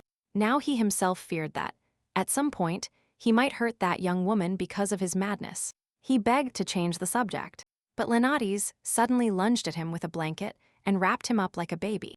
This left Theodore completely bewildered. Moreover, his mood had taken a radical turn. And then Lenati's leaned over him, hugging his neck, which only increased his shock. The girl, with a firm voice, declared that the young master would never do something like that to her, referring to the murder. And she assured him that everything would turn out fine, so he shouldn't worry so much about it. Moreover, she trusts his strength and won't die so easily. Her voice sounded proud, and Theodore felt uncomfortable. Seeing his distant look, the girl explained about the blanket, that wrapping oneself up like that makes one feel more relieved. Then she giggled, because in that state he reminded her of a kimbap. However, realizing that she had acted too impulsively, Lenates apologized immediately. She, in no way, meant anything bad, and hoped the Duke was more comfortable sitting down. Theodore felt himself warming up, but he believed it wasn't the blanket, but Lenates. Late, ready for bed, she wondered if she had overdone it, although Theodore said nothing. But she couldn't just stand by after hearing that story either. 18 years ago, Theodore was only 6, and he was already carrying a tragic past. Now Lenates understood his pity, and why she saw a lost child in him. Why does that child still live in Duke Theodore? The girl understood his childhood fear and what he fears now. She was terrified that he might have a similar attack and that it would be his end, but she hoped for a good outcome. Then she imagined Stella killing someone in front of her. She would surely be scared stiff and wouldn't know what to do. And her sister would be there, with her back turned, holding a bloodied knife, forcing her to look. But it turns out Estella was just making tomato soup, and those stains were tomato juice.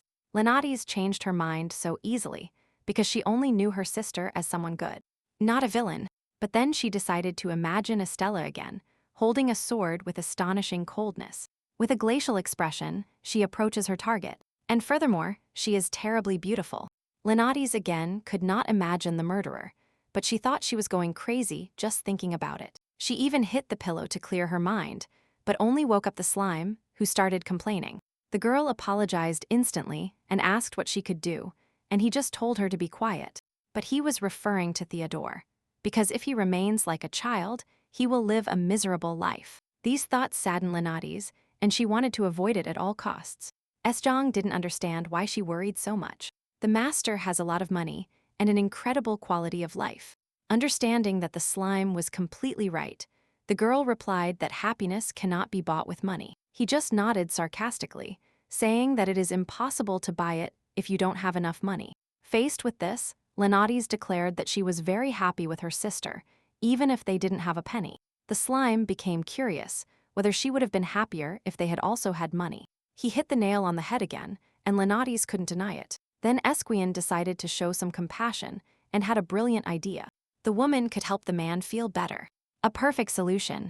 The girl was surprised again, not understanding how the slime knew so much about people. And about that, she got nervous and started squeezing the pink blob. But she felt herself starting to blush. Esquian realized that the girl had misunderstood him and clarified that he meant a massage. And he called her a pervert. A massage always improves spirits, and if the Duke improves, Lenates won't have to worry. Suddenly she understood.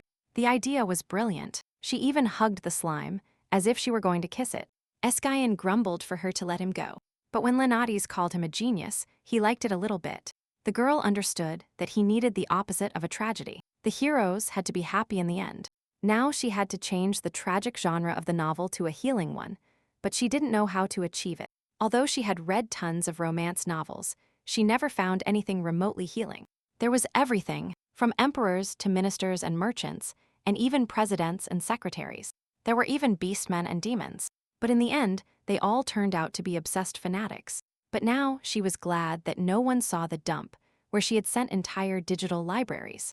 Then she died and suddenly realized that she didn't remember how. Although she remembered all the books, her memories were blurry. She didn't know if it was an accident or if it hurt. Only the scream of Ski-hen distracted her from those thoughts, startling her greatly. It turned out she had gotten lost in thought and let go of him, and he was grumbling because she was mistreating his summer. Lenates started apologizing, but it wasn't working, and she squeezed him again, although this time more gently. While giving him a kind of massage, the girl noticed that the slime was almost purring with pleasure. At that moment, she realized that the her of the past life was different from who she is now. In that world her life had ended, and now she is here and moreover very important. Therefore, for her own sake, Lenates must change the genre of this world to healing. But her thoughts returned to not knowing what to do to achieve it, and the hysteria returned. The slime, which was just reveling, didn't understand why this person was falling back into despair. So the girl asked him what would help him feel better and happier. For Esjong, the answer was always the same. He dreamed of the world prostrating itself before him. That is how he would be happy. But Lenates asked him to say something else. Something that, from a human point of view, could bring happiness. One option was something tasty, and that made Lenades happy. But Theodore already eats better than her. Then, the slime thought of something else, but hesitated a bit with the answer, and finally confessed that he liked sleeping next to Lenades because she has a special scent. Next to her, it is pleasant and cozy, and he even has wonderful dreams when they sleep together. These words made the girl so happy that she even hugged the slime and admitted that she didn't feel so alone with him. Suddenly, the tone of her voice changed a bit, and she suggested going to sleep, and Skiyoung was just beginning to enjoy it. Lenades placed him on her head, but he kept slipping off, though nothing else could be expected from a slime. Then, her mind wandered to delicious food and a good rest to recover energy. The next day, Claire became uneasy about Lenades upon noticing her overly pensive face. She thought something serious had happened, but Lenades just smiled and admitted to having her head full of ideas. Since the day Claire advised her not to raise her head, they became close friends. Therefore, Lenades decided to start her healing with her, assuring her friend that everything was fine. Moreover, that morning upon waking, quite a tasty breakfast awaited her.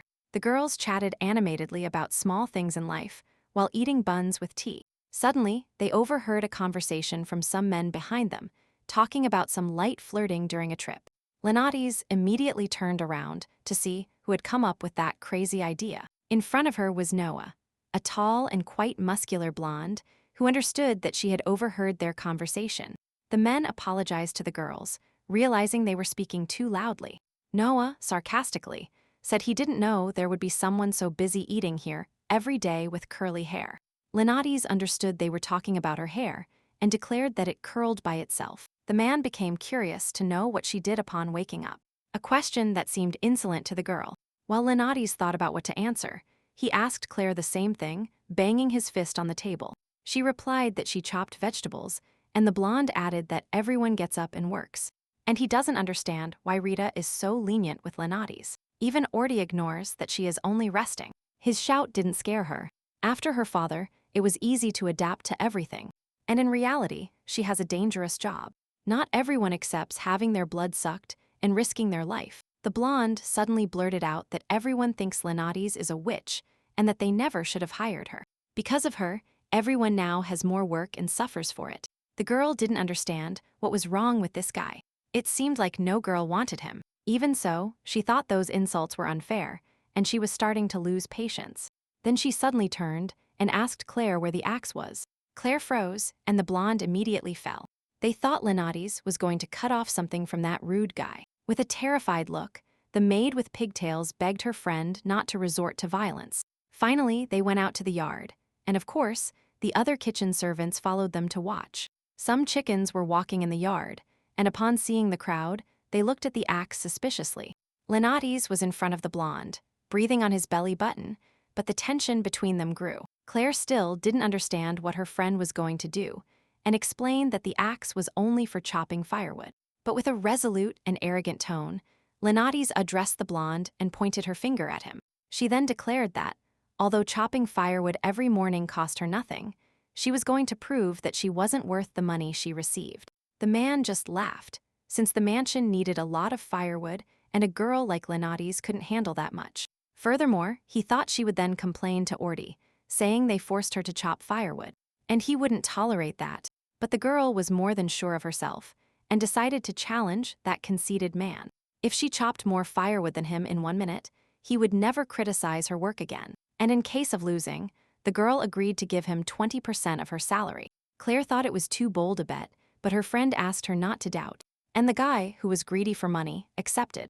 And he even promised that if he won, no one else would bother her. At the same time, he gloated that even if she lost and begged and cried, he would take her salary anyway. His best record is 12 logs per minute, and he isn't going to lose against a brat like her. It made him laugh, because he thought she couldn't even lift the axe, let alone chop firewood. But neither he nor Claire knew that Lenades was the strongest girl in the whole village.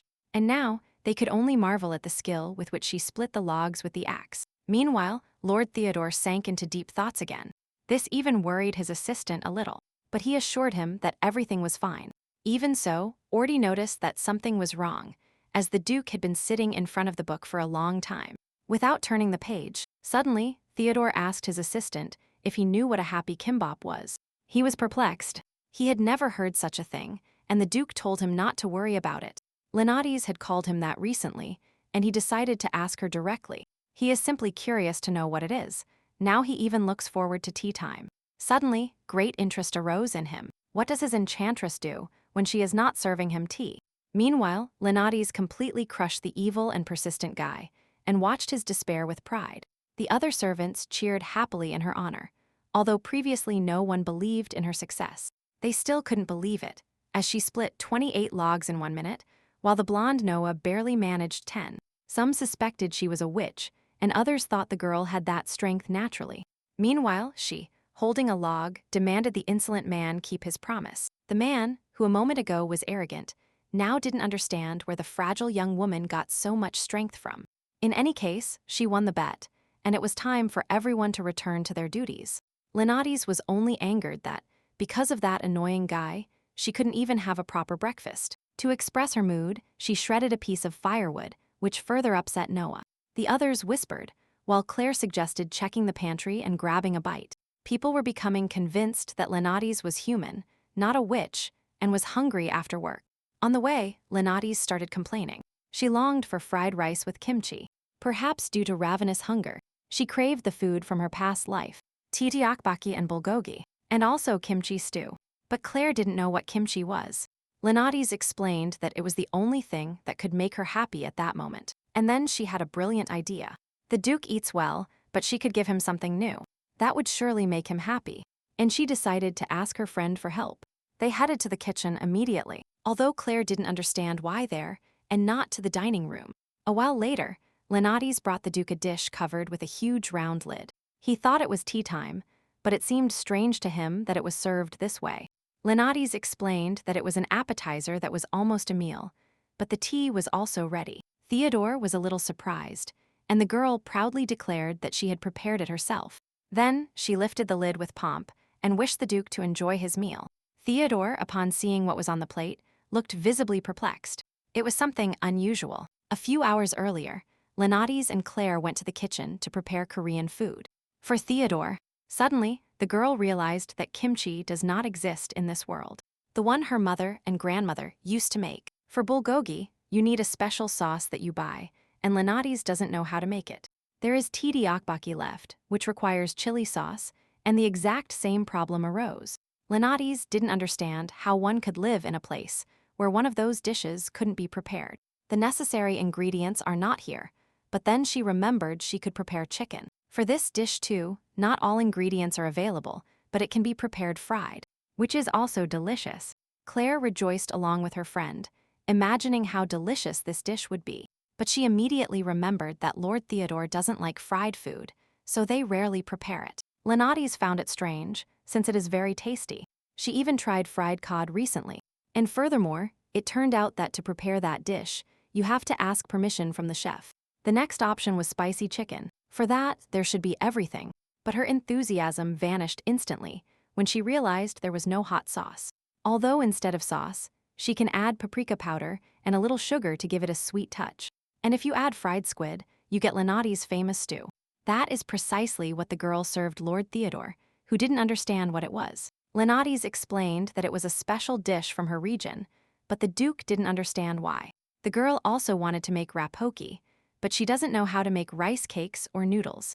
But she was sure that he would love this dish, and the Duke would ask her to be his personal cook. Theodore, with some suspicion, decided to trust the girl and threaded some vermicelli, bringing it to his mouth.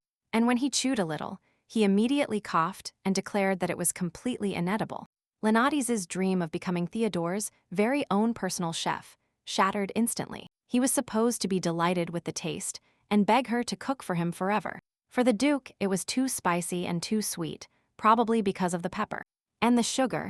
Furthermore, it seemed to him that the flavor was subtly honey-like and fishy at the same time. It was more than strange. Lenates couldn't believe that the young master hadn't liked her culinary art. And she had tried so hard, and now she feared the Duke thought she wanted to poison him. But Theodore calmly asked for tea to be served, and Lenates served him immediately. Back in her room, and after trying that dish, the girl decided to taste what she had prepared herself. But it turned out that the taste was truly horrible. Just as the young master had said, the girl didn't understand what was wrong. when she had put so many delicious things in it. Now the taste of that incomprehensible thing she had created made her grimace. Though thinking about it, it was always Estella who cooked, and Lenati's only supervised the process. Even in her past life, she had never cooked herself. Her mother or grandmother did everything. Her mother was a kind and wonderful person. She worked as an educator in a kindergarten. She had dark eyebrows and double eyelids, with a dimple on one cheek, and her sweet smile sometimes seemed a bit sinister. Now Lenati's only has memories left, and no longer feels connected to her past life. But the memories of her mother comfort her. It would be great if she could also remember her mother from this world. According to Estella, she is good, kind, and very beautiful, and looked like an angel when breastfeeding Lenati's. The girl remembered none of this and felt terribly bad about it. On the other hand, she still has Estella, so not all is lost. And life is beautiful, isn't it? Besides, now she must worry about Theodore's happiness. And since the stew was a failure, Lenati's decided to try something else. All that remains is to think what to do with this stew, which even dogs would hesitate to eat. And Theodore still felt that horrible taste on his tongue, which he would never dare to try again. He realized that they served him stew without him even tasting it. And he felt so clumsy that he didn't even ask about the kimbap. This girl seemed stranger and stranger to him. She served him the food with such pride and hoped he would appreciate the taste. It was even noticeable that Lenati's trembled while waiting. Theodore even found it endearing.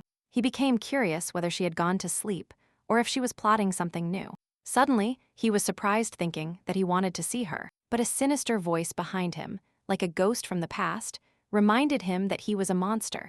And she a witch. Theodore felt the cold fingers of his horror touch his neck, as the voice asked him what he intended to do with that girl. When he gets bored, he won't be able to help it, and all his desire will end in spilled blood. The words spoken by his father, that he would not escape that fate, made the Duke punch the glass. At that moment, all feelings mixed within him at once. He felt his hands begin to tremble again. He would not dare do anything to the girl, who was still pondering her dish. Lenati's was very frustrated, because she couldn't prepare something healing with delicious food. But suddenly, she remembered something from her past life and even exclaimed, startling the slime. There is something healing in agriculture, and it is a very special vegetable. The next morning, Lenati's dragged Claire to dig in the vegetable gardens to get the ingredient. In one go, they unearthed many sweet potatoes and didn't even get dirty or scratched. Lenati's had never been interested in that, but she saw many covers with healing farm products. Besides, Claire was responsible for the vegetable garden, so Lenati's easily found work there. She didn't love farming, but she used to do very heavy work in the village before. That's why she feels pride and satisfaction harvesting in such a clean field. Lenati's loved it. She hadn't worked so comfortably in a long time. With the sunlight and the breeze caressing her hair, working is a pleasure. Even if she sweats and stinks, she even thought that dedicating herself to the farm was a way to heal. But it's just her personal therapy. In those moments, all worries disappear and she enjoys herself. Lenati's looked genuinely happy, but she didn't understand how this would cure the Duke. Her face again showed signs of hysteria, which visibly scared her friend.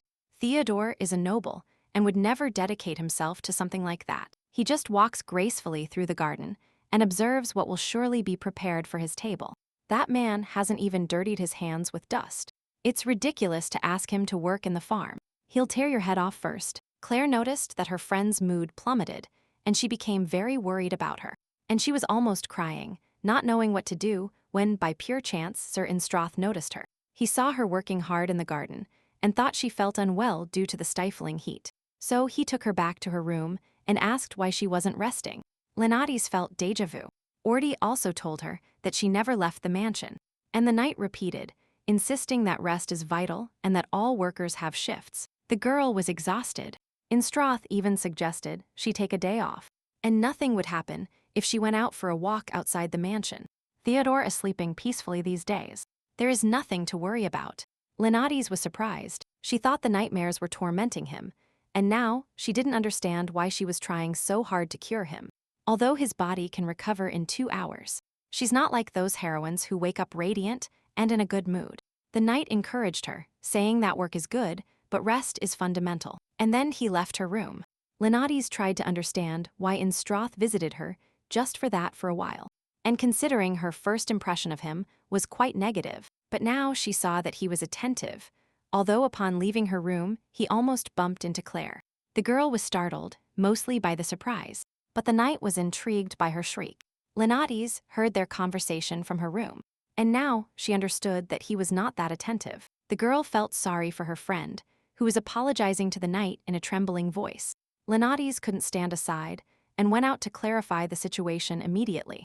But what she witnessed shocked her incredibly. Instrath was not going to scold the maid. On the contrary, he gently patted her head. Then he asked her to be more careful and left without looking back. Suddenly, a furious reader of romance novels from her past life awoke in Lenates. Although Claire thought the gesture seemed like a warning that next time, he would tear her head off. Lenates tried to calm her down, explaining that the knight only patted her to encourage her. But she wouldn't calm down, thinking he would break her arm, even though she hadn't done anything wrong, and while trembling amidst horrible visions. Lenates asked her what she wanted. This distracted Claire, and in a rather cheerful voice, she confessed that she had a request for her friend. Claire's request was simple. She needed help lighting the fire in the fireplace. However, the fire wasn't catching as it should, and this greatly annoyed Lenates, especially because the fireplace was supposed to be lit in Theodore's room. Claire asked to take turns. Now it was Lenates' turn, and she thought she would manage it before the young lord returned to his room. Soon, the bonfire would be perfect for some roasted sweet potatoes, but now is not the time. She murmured aloud her desire to prepare and eat them secretly when she heard the Duke's voice about what she had eaten. It is impossible to describe the scare Lenates got at that moment. It seemed like her soul had gone around the mansion and returned. And Theodore, with complete calm, pointed out to her that lighting the fireplace was not exactly part of her job. Then he asked who had asked her to do that. After all, she had very different responsibilities. But that question left the girl stunned. She didn't understand what the Duke really meant by that.